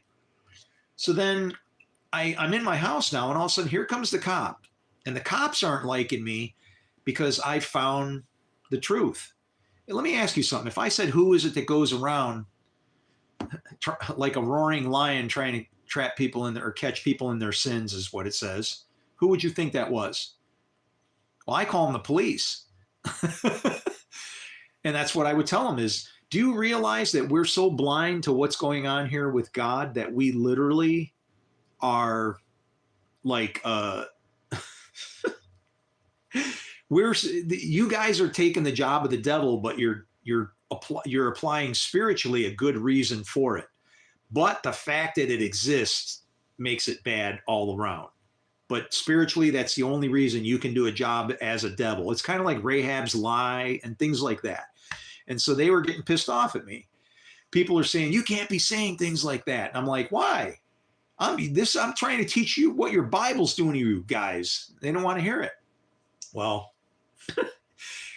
the cops show up at my house and the guy's like, come with me, whatever, and I come outside and I go, was ist los? I just spoke German just to say, I said, I go, auf Wiedersehen, was ist los? And he goes, he didn't understand. I go, what's going on? And he goes, you're being arrested. I go, for what? And he goes, just turn around. And he wouldn't even say anything. He didn't read me my rights. He didn't say anything. You're being arrested. And then he puts me in the car. Okay. So he sets me in the car. And it's now, granted, it was March, but it was like, I don't know what the freaking temperature, it was crazy. It was like 87 degrees already. It was almost 90 degrees. Locks me up in a black SUV and then walks back over to the house, rings the doorbell. Wife finally comes, from what she was doing. She was like buried doing crafts or somewhere else. She comes out, what's going on? I'm in a police car. What the hell's happening here? And I'm like, he's having a conversation with her, like, and all this stuff. And I'm like, hey, hey, it's getting hot in here. And I'm banging on the window, like, can you roll down the window? I'm screaming in the back car. Can you roll down the window? Can you roll? I'm screaming. No. So you don't want to know what I did? I rolled down the window for myself. I was in the Marine Corps, okay? I'm a little bit more ingenious than you think. I had a window open and I could have probably dove out and tried to run with my hands behind my back if I was an idiot, but like some of these people, but it was like, at least I could breathe. And so then then it got upped and then that caused me to be arrested for damage to property. Okay. I talked to a lawyer. This guy, do you know what a squealer smile is? Do you know what a squealer smile is? Yes or no? That's where when somebody squeals and they put a knife in your mouth and they cut your jaws open like the Joker. I know somebody who has one of those and he was connected in that. He knows the rules. And when I got out, you wouldn't believe what happened. They took me right from there, right to the hospital. And they're shooting me up with shit and whatever. And I'm like, what the freak is going on here? No, and I'm like, so I don't know, man. And they almost killed me in there. I couldn't walk. By the time I got out of there, I was using a freaking walker. My innards were all screwed up because of the food they were giving me. It was, I don't know what a Glasgow smile is, but they'll cut your cheeks up all the way up on both sides. And so when you get the stitches, you wind up with, right? And so then that was when they took me to the hospital and I was in there for freaking 30 days. And I'm like, why am I in here? I'm not doing anything. I've done nothing wrong. I'm talking about God. You're not God. You know what? I can use the Bible to take that woman to court. Oh, absolutely, I could. You know why? Because according to that book, I am a God. Not bragging or anything. It's just like small g. Everybody is. Jesus did that. Okay? When they were ready to knock him out in the psalm that just happens to have all the digits of my birthday in the right order, he said, if he called them gods to whom the word came, implying if he called them gods, what's wrong with me calling myself a son of God? Right? The word came to me. God told me. Well, he's the word of God, and he's the word. He came to us. So that, what does that make us? There you go. And this lady, you're not Jesus. I said, I never said I was Jesus, but I can be the Messiah if I'm a Jew.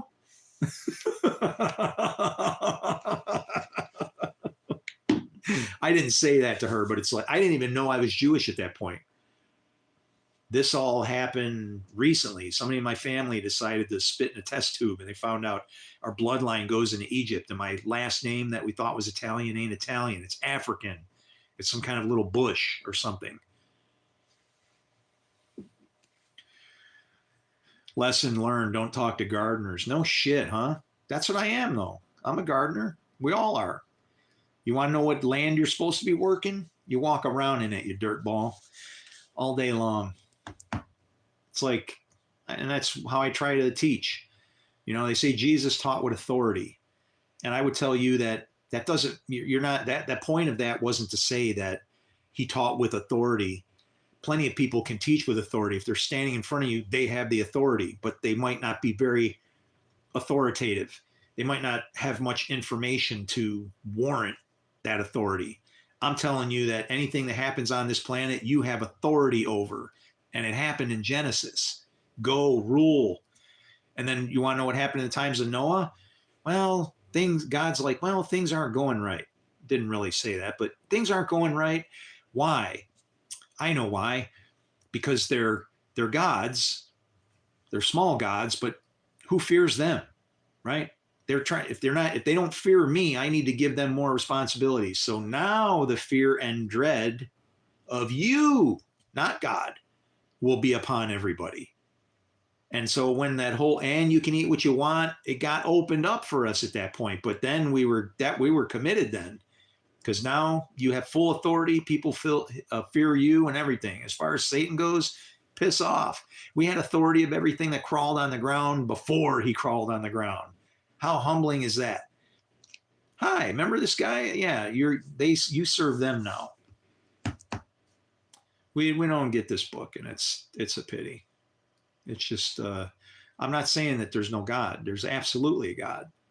But what has happened down here is a freaking atrocity. You know, people with plagiarism trying to say that people didn't exist, Moses didn't exist, that didn't exist. Oh, they stole those stories from this. You want to know how I explain that and make it good for everybody? Gods. Those things you saw in the past were the gods that the God of all gods is in charge of. Where's my proof? Ask any Jewish scholar, Hebrew scholar. You ask them about the scene where Dagon is lying in front of the ark. And you know what they'll tell you if they're worth any of their weight? They're going to tell you that it looks as if a worship service was interrupted. Oh, yeah. Dagon was worshiping his God. Prostrate. And then what happens? Stand him back up in defiance? Oh, really now? Well, the gold is mine and the silver is mine. Breaking off the head and hands. Your facilities to serve, gone. You don't belong to me? You ain't, okay, pum. Just like that. All of these things are in this book are like written like riddles. And they're not that hard to understand if you have an IQ of almost 200.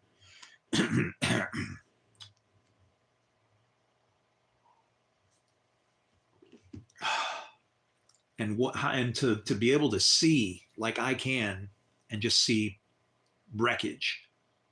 Oh, it's killing me. It is killing me. It is like just slowly grinding me. You know what I feel like?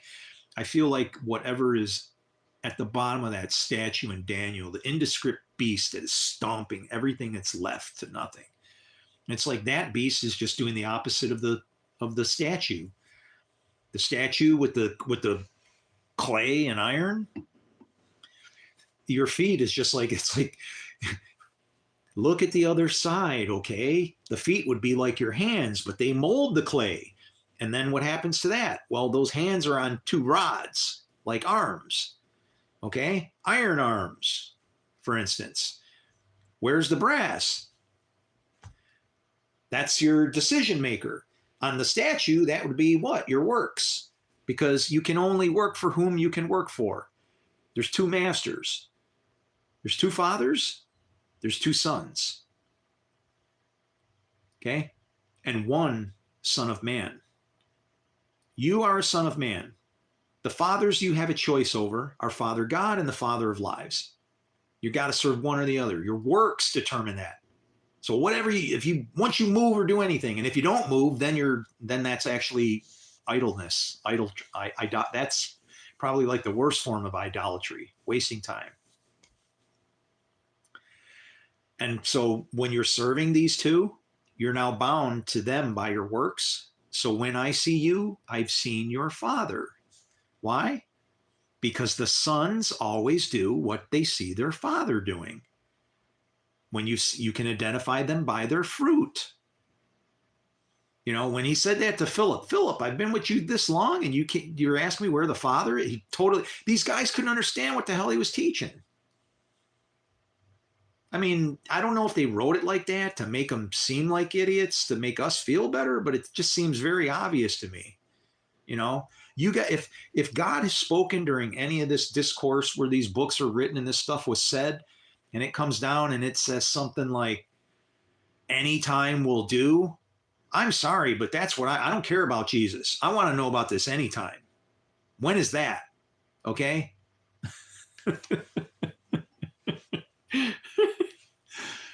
Oh man.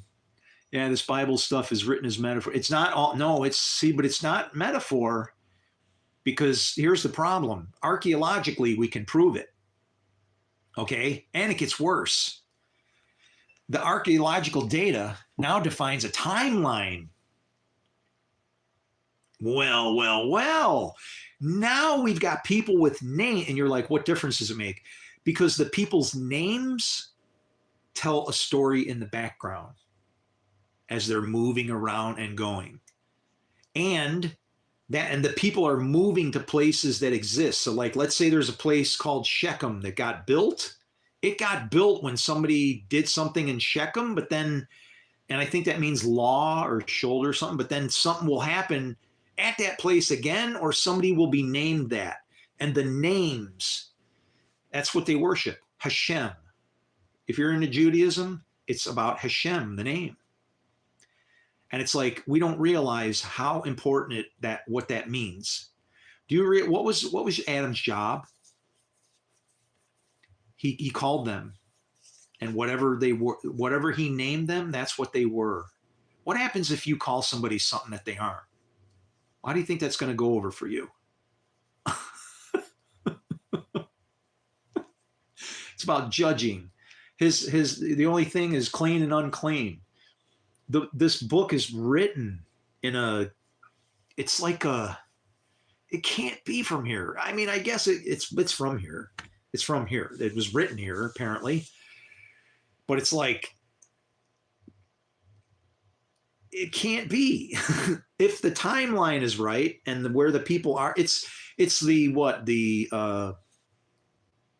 the Daniel paradox with regards to Alexander the Great. But that happened physically.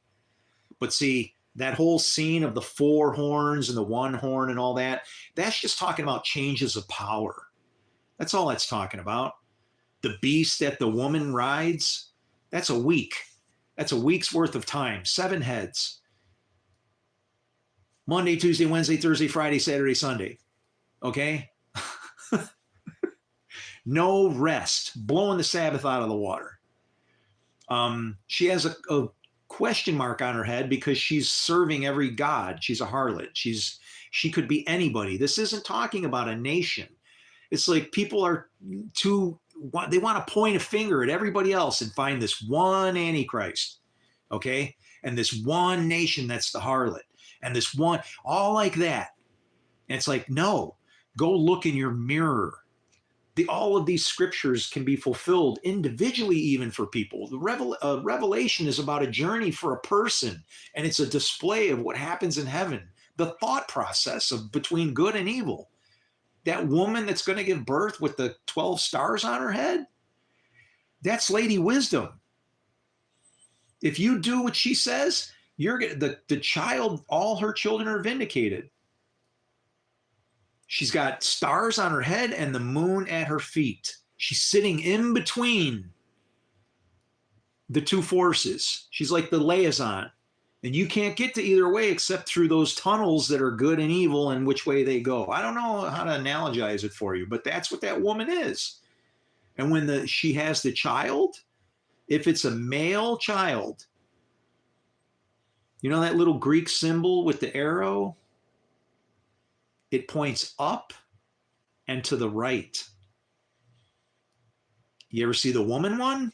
That egg has a cross underneath it. Pick up your cross, grab your woman, and follow me.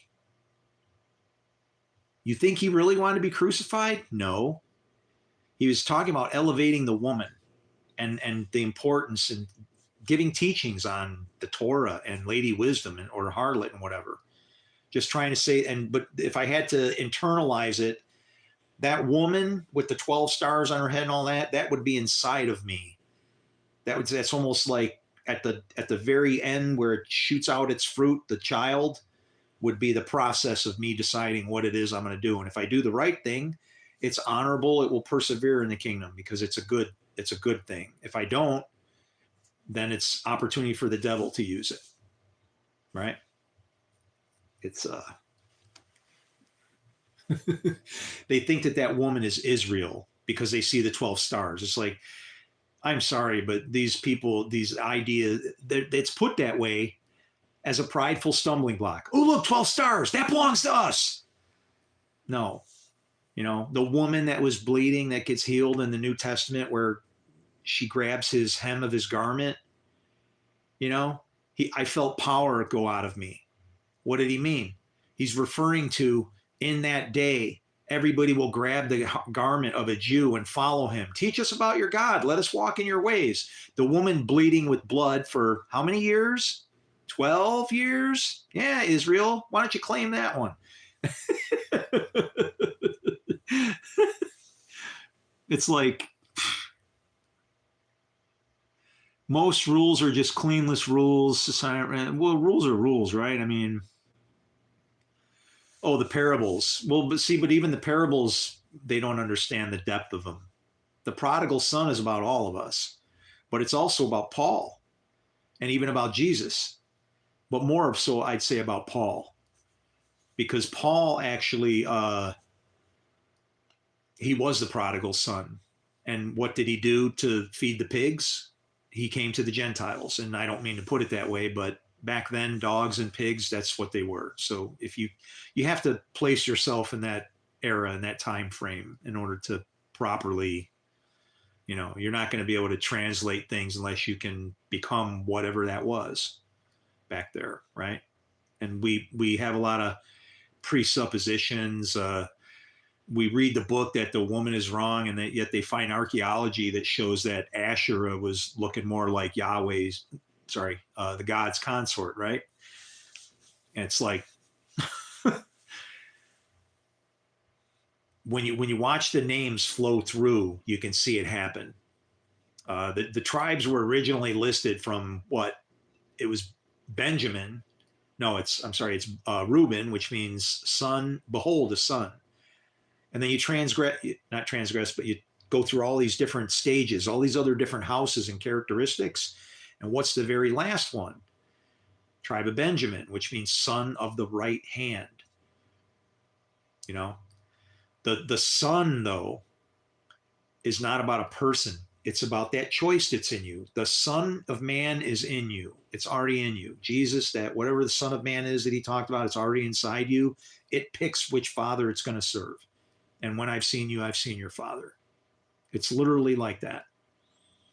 And if you have to internalize that thing and work in that direction. Otherwise, you're never going to understand his teachings. I'm sorry. I suppose he could come back. I don't see him coming back for anything other than destroy the place, because he will have to fulfill those prophecies of what do you think he will do to those who killed the vineyard owner's son. Does that include us? I don't know. Maybe that was the end of it. It could very well be that he won't come back, can't come back, and that he did. If that's a big if he is the manifested form of the Lord, okay, and the reason why I say this is you have to understand that name Elohim can be you because of the way he words it and the way it's said. All right, that can be you, but God cannot be a man. So it's like, well, how does that work? If God can't be a man, this is out of Numbers 23:19. God is not a man, nor a son of man, that he should repent. He has said, and will he not do it? And it's kind of like saying, and what you should glean from that is the idea that the Son of Man automatically has to repent and that God is not a man.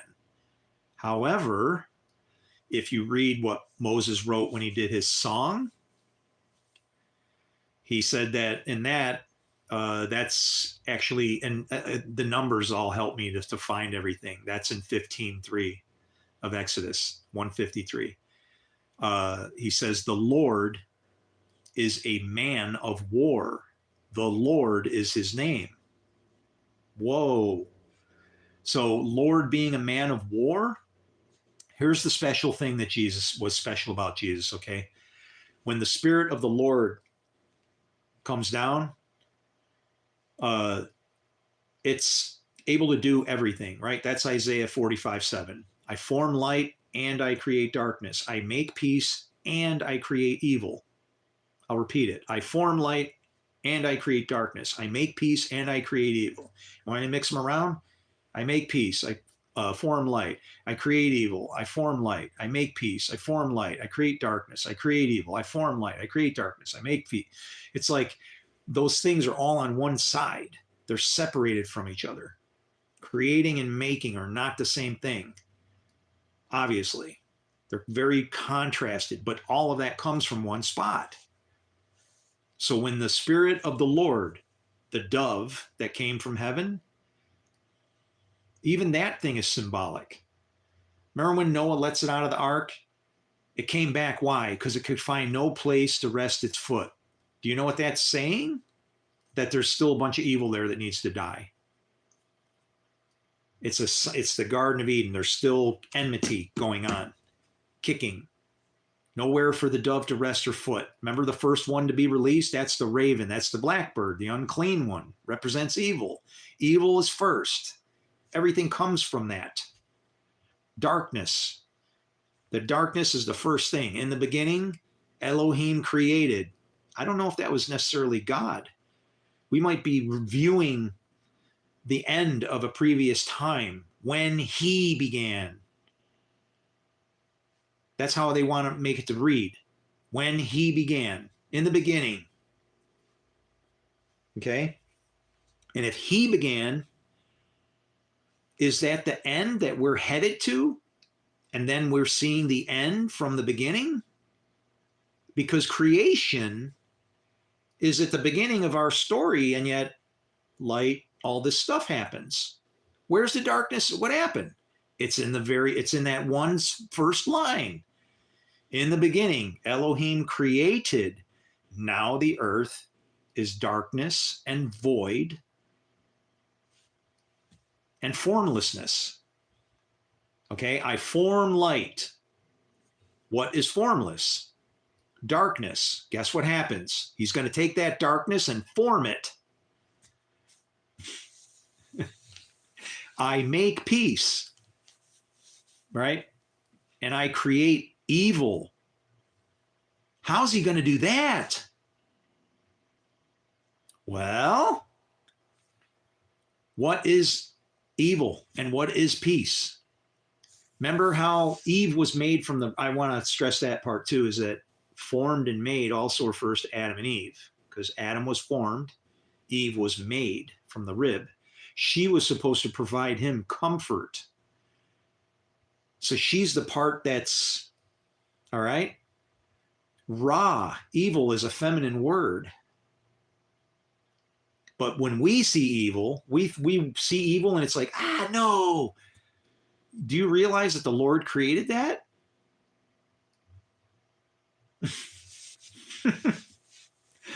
He's in control of the whole thing. It's like we're fighting with you. It's like we're beating it, where it's brother against brother, hand against hand, exactly as the scriptures say. And it always will be until you decide to do it the way that I found, or Jesus has to show up. So, and that's what I'm sick of. I've spent 6 years trying to give something to a place that needs it. And people would say, well, it deserves it. We're the only reason I can see for God to let us to go through all this, we need to learn a really, really good lesson so we could have a time not seen since the beginning of time. So we could have a time not seen since the beginning of time. The kingdom's sitting in your face, sitting here since the beginning of time. Get to work.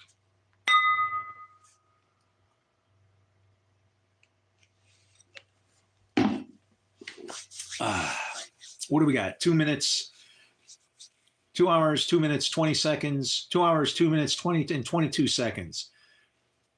And 2 people watching. Boom. I made that and it's not very good. It's I usually use concentrate, grape juice to make my wine. And I have a small vineyard that I'm starting on the one side of my property. Eventually I'll tear down the fences and I'll use the vines as fences, and people walk by and grab grapes, whatever. I don't know though, because that if you get, maybe I won't, because if they get infected, that would really suck. You got to be careful with those, right? So, but I decided that I was going to use the take grapes off the wine and literally smash them, right? And I'm like, I'll be honest with you. There's things that I haven't done, the things that I can do, I really dig in and learn how to do it, and I get to be good at it, right? I became upset with what was going on in our world because of this book and with the pandemic and everything. It was like our answer was to obey that thing. If we would have realized that what was happening was a Egypt-like type test, when those sons were dying, those firstborn, there's no bodies that they can even find, okay? That firstborn son that they're talking about that you need to sacrifice is inside of you. It's your choice. I can prove it with scripture. Abraham is told, because you have not sacrificed your only son. This is your only son. It lives in you. Your son of man. How many sons did Abraham have? Honestly, by scripture, he really still only had one son. He had Isaac. It was Abram that had Ishmael. When somebody's name gets renamed, that's not by chance. That's not an accident. God is going, okay, you've been promoted or something. And that's why Jacob's name went from deceiver or usurper to what I prefer to say, God prevails. Some people say struggles with God. No, that's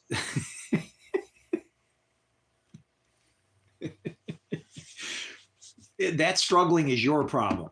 I like to look at the end game. You lose, okay? God prevails. That's how you translate Israel. God prevails.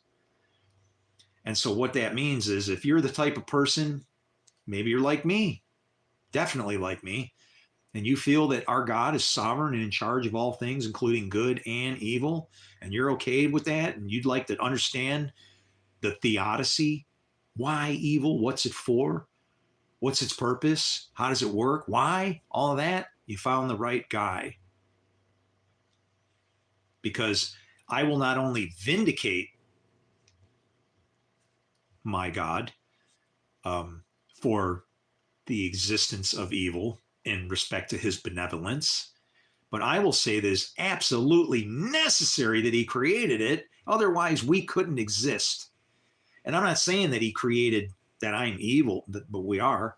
You're created as evil. That whole forming part is still going on. That's all of creation, still shaping up. That was just the start of it. Someday we'll wear it out and we'll wreck it again. That's what Moses felt was going to happen, right? I'm not going to go against him because I don't know if he was right or wrong. I'll tell you why they were fighting over his body. Okay. I'll tell you what Jesus wrote on the ground. He wrote Exodus 21:12, which says, whoever strikes a man so that he dies shall be put to death. Okay. I can just see the older people that knew the older law dropping all their rocks now. Okay. Yeah. Don't want no part of that. Where did he pull that one out? Did you know that? I didn't. Okay. Yeah. This Jesus guy, we haven't been jacking with that guy anymore. He knows his shit. And then for the people that would say, where's the man? He was the man. Who maybe they already stoned him, right? Maybe they already stoned that guy. He's already dead. And now they're bringing the woman trying to they figure, she's the weak one.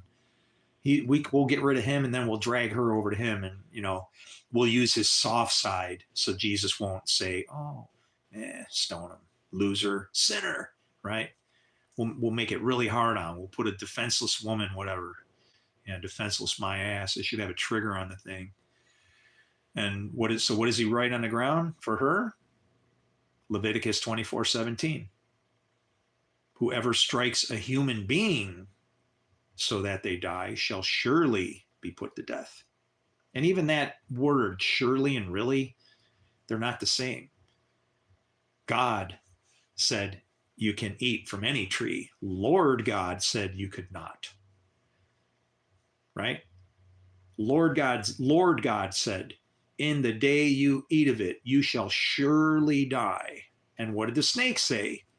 Did he really say? If he really says, it's guaranteed. It's real. Is real. If you don't believe me, check the book of Job. That's where you find out how Satan works. And if you follow the law, you'll realize that it's due to honor me. D-U-E. And you will do, D-O, to honor me. And you'll follow prophets named I'd do. Oh my God, really? The names even in this thing are just ridiculous. It's like we're being mocked left and right. I don't know what's coming, but I'm telling you, for the English language and between the Hebrew and everything, wherever this came from is trying to get to us.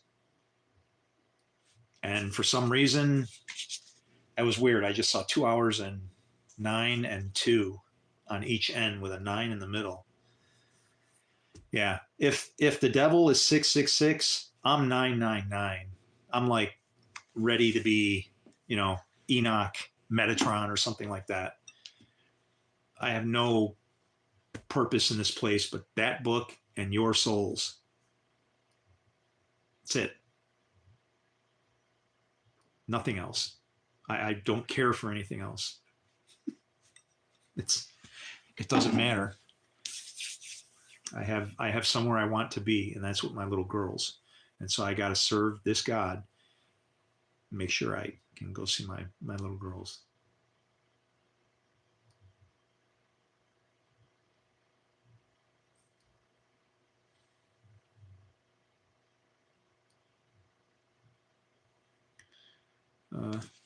What time is it? I got sermons I got to catch.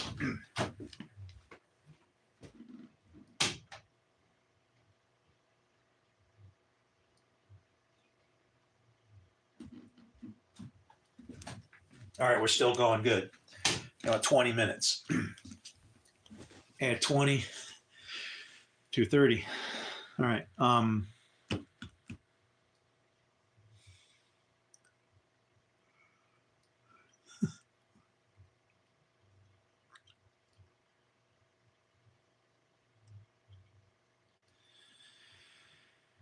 Satan, you have control over Satan. I mean, if you're a Jew, you understand it differently. Satan works for God. That's why he can go into a meeting, right? He can stand next to Joshua, ready to accuse him. But the thing is what? You also know your place. You don't step out of line. You accuse anybody. Let the Lord accuse other people. Don't judge anybody but yourself. If you're going to judge anybody, the only judgment you should say is, that person needs help. They're struggling. Anything and everything you do needs to be done in love. Otherwise,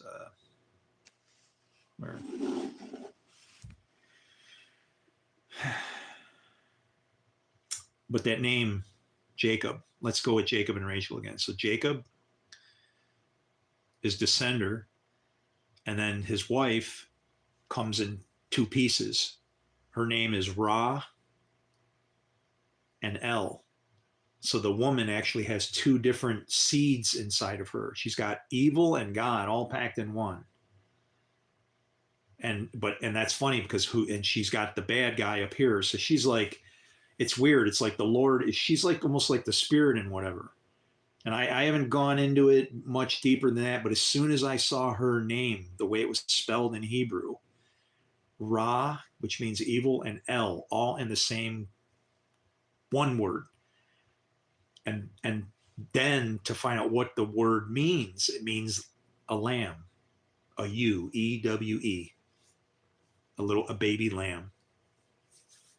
And so it's I'm watching it because you know how they did the whole crisscross hand blessing and stuff. That can all be figured out, man. All this it's not that complicated, but it's as real as it can be. Because, like as I said, the geography and the archaeology and the timeline, they get cohesive at points where how do you separate them? And it's weird because places existed where they went and they were already named, but the names of the places where they go match up.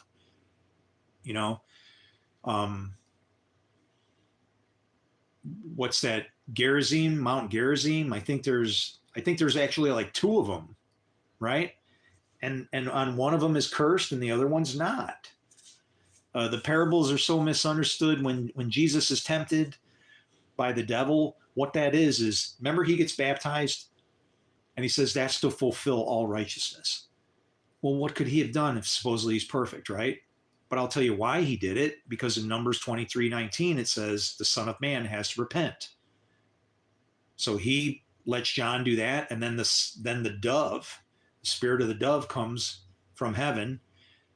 Is that the one that Noah let out of the ark? Ooh, never thought of that. Actually, I have many times. But when that dove comes, it's representative of the Lord's Spirit, both sides. And so it rests on him. It doesn't turn him into a man of war, although he knows once you understand these two forces and you can separate them like that, dude, I ain't afraid of shit.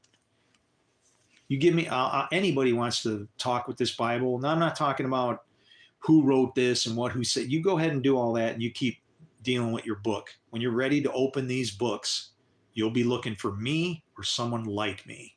They'll have the very same spirit because they'll see it like plain as day. And it's heartbreaking. By all rights, and like I said, I told somebody, I said, I could by all rights go and start a class action lawsuit against the people that wrote the Bible and the people in the churches, because I'd say you're not following your own doctrine. Now, could you imagine that somebody that wanted to be an antichrist stepping up and doing all that stuff? I probably just gave them the seed right there. If you knew how to do it, you could. I could take that book and I could take down every church in this everywhere, worldwide, legally. Whether they did it or not would be different. But I could. What would happen is I would stir up the people who don't believe so bad they'd go against you, because they'd be like, "We're sick of your crap," and people are getting sick of it. Look at what's going on in Britain, right? And it's because they're preaching something that doesn't, everybody wanted to know about Jesus. All right. If they're rejecting it, it's because you emptied the message out. You emptied the message and the teachings are messed up and are wrong and false. Uh, it's sad. Jesus is like he, as much as he could be the bridge between Christianity and Judaism, he's the curse that separates them, because from one side he's a human sacrifice. It's an abomination. You can't do that. Can he lay down his life? Yeah, that's what he did. That's the point. He gave his life. By his blood we were saved. You know, that's why I say I'm like him, or he's like me, or however you want to say it. I will die for this cause. You hear what I said? I will die for this cause. I'm not going to say I'm going to martyr myself so, I can be a stamp on a calendar somewhere. That's bullshit. But I'm saying, as far as what I have to do and the efforts I'll try, I don't know. I'm definitely not going to go out and try and talk to people anymore and with a rake. But it's like, this is just wrong, right? I'm just trying to talk to theologians and people that can understand this stuff, to point out where we have erred. What kind of certification do you need? And so it's frustrating, because I can't blame anybody, but I should have been born into a kingdom already. This place should be done. It should be already like thriving and back to everything it was. Like everybody just getting along and loving each other. And you're going, that could never happen. It's like, well, then why are we bothering with this thing? Well, because God will do it. Well, guess what? He's inside of you. You're the body. If it ain't getting done, it never will. Anytime will do. Shalom, shalom. Okay, I won't drop off like that. Has anybody got any questions or anything? I'm sorry I get hot. I'm just, my heat is on. The heat is on. You got to turn it off. Can't afford this.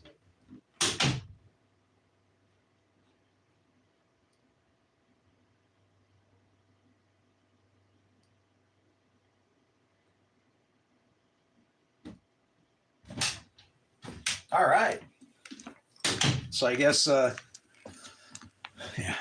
my gas here is expensive because I get mine from Putin.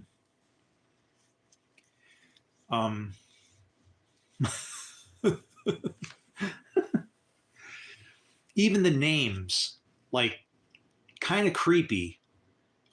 Obama's nation. Then you had Bush. Then you had Bush that couldn't talk. Remember how they used to pick on George, the little George, because he would fumble bumble. I think he puked on the prime minister of China or some shit too. That was kind of how embarrassing, huh? We had that, and then we got Trump, right? Who was that? That was Trumpets. And then came Biden. And what does Biden mean? Biden means abide with or both. And then what happened? Then another Trump. And Trump advance. Moving right along. So you got 2 Trumps so far. I guess we're going to have to see 7 of those. But like the names but that's stuff that, that's what these false prophets would be grabbing at, right? Oh, abomination and Obama's nation. Standing in the temple. But it's written that way, this world is designed like this because we're fighting to get to something that we shouldn't be fighting to get to. And we won't arrive there at all in conflict. We won't. If this is important, okay? The word know, K-N-O-W. All right.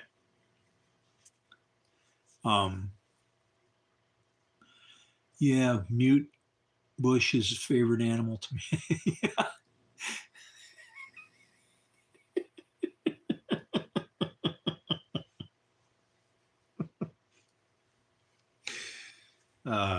Am I blushing? Miserable 20-year-old. Shit. it's there's things that have to happen, you know. Like I said, Jesus said it had to be fulfilled, but it wasn't that he fulfilled it for himself. That's why he was the first one to make it out. He fulfilled the law for himself, which is whatever part of that was, is to just like to, I guess, to submit and not let them destroy you or something, right?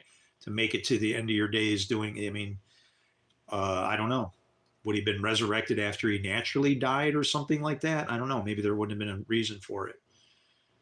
You know, if once you die, you don't resurrect here, you go back to heaven, right? So I don't think there's going to be a resurrection here. Um, Being raised from the dead can have as much to do with somebody being physically dead as causing somebody to repent. But I see being raised from the dead as uh, the same reason I see us coming from darkness and into light. You're raised from the dead. You know, the snake has to be elevated, lifted up, just for its purpose, not to worship Satan. Okay. Um, it's terrible. It's a beautiful pattern, and it repeats. There's like sets where it repeats, like spirit over the waters, land, garden, nakedness, shame, and curse. After Noah's time, you had arcs over the water, land, garden, nakedness, shame, and curse. Then you had America, the new land, the garden, the naked people, shame. Oh, wow. We couldn't have been more shameful. What did we do? We destroyed these people. They welcomed us at their shores in our own native tongue. Ouch. Curse. Uh, it fits everything. So it's like if, you know, I don't know. I look in there and I see prophecies about myself sometimes, just reading it. You know, you can find them in there if you study it enough. And it's just mirrors your life or what's going on. But obviously, if I'm working more towards a relationship with God, helping people to find God, living for the king, that what's more chances that my situation is going to be in there? Obviously, right? Came to his own, they wouldn't receive him. There's bunches of them. You know, it's just, to me, prophecy is a double-edged sword. It's an opportunity. It's an opportunity to either live or die. When Jonah went to Nineveh, that's one of those mirror things. Nineveh means house of fish, and there were many in there, and they were on the dry land, right? And it takes 3 days to cross. And then you had what? The one great fish in the water that you spend 3 days in. You get these mirrors like that, and they butt up against each other. But Nineveh, some people, if you didn't know what you were talking about, you'd want to call Jonah a false prophet, technically, because he said, yet 40 days Nineveh will be overturned, right? And then people say, oh, but that's because they were, and it's like, okay, but how can you make his words still true, right? Are you missing, and you are missing something. The point is that he can lead us from afar, or you can overturn yourself, is to do the work. You're part of the body, right? And that's what they did. And there's even symbolism in how many people are in there, 120,000. That 120 days, you're going to live 3 sets of 40s, just like Moses. And when you get to your last day, I guess that's going to be then your test. So some idiot on the internet's got a what? Pet. Got a pet. Sure, they're too stupid to be afraid of, even if they're one late dinner time away from being shredded a bit. Some people just want to try to tame. Oh, I don't know what the hell you're looking at, but yeah. And that's it. I'm trying to tame a. Oh, A little big cat. Okay. Oh yeah, yeah, yeah. It's like a bobcat almost, but they're a little bit smaller than a bobcat. They got a pointier snout and they got more striping. A bobcat has this stuff like the whiskers. Am I getting it right? Okay. They're kind of like a brown black color, right? More or less. Maybe a little gray possibly in there or something like that. It might be gray and black. But those colors and a lot of almost looks like a house cat, but they're obviously not. And then what did they do? Get it declawed so it couldn't hurt him? Or what? Saw his teeth down or something? It's like, I don't know. But I'm going to get out of here. I got bunches of sermons I got to listen to. I don't listen to them because it's actually hard to hear them repeat the same mistakes over and over and over. But the reason I listen is because a lot of these people are theologians with decades and decades of experiences and stories, different ways to phrase it. And it helps me because I get to see they can see facts, but they can't put the pieces together. And it's a pity. You know, even Dan McClellan, it's the same thing with him. He's a good guy. He's got the right mindset, but he's wrong. He's absolutely wrong with, Q and all of that stuff. They didn't switch between Lord and Elohim because there was a different writer. Lord and Elohim are necessary to explain the duality of God. He's good on one side and you don't want to see the other side. Okay? You don't. And thank you, Mike Spiegel, for that one. You want to see this side? You don't want to see this side. And whether you want to believe that he actually exists or not, it doesn't matter. That book is defining too interwoven into what's going on. I'll show you it if anybody's interested, and then maybe you can realize what we're fighting against. But other than that, I'm not forcing anymore. I'm done.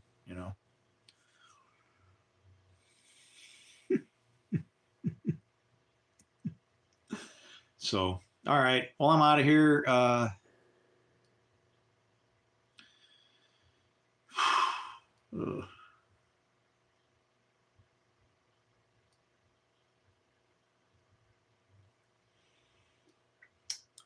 hope you have a great rest of your week, and you don't have any struggles any more than you want to conquer. But if you're up for it, I hope your plate's loaded full and you can be the hero you were intended to be. Go out and love somebody. I love you. Shalom. Shalom.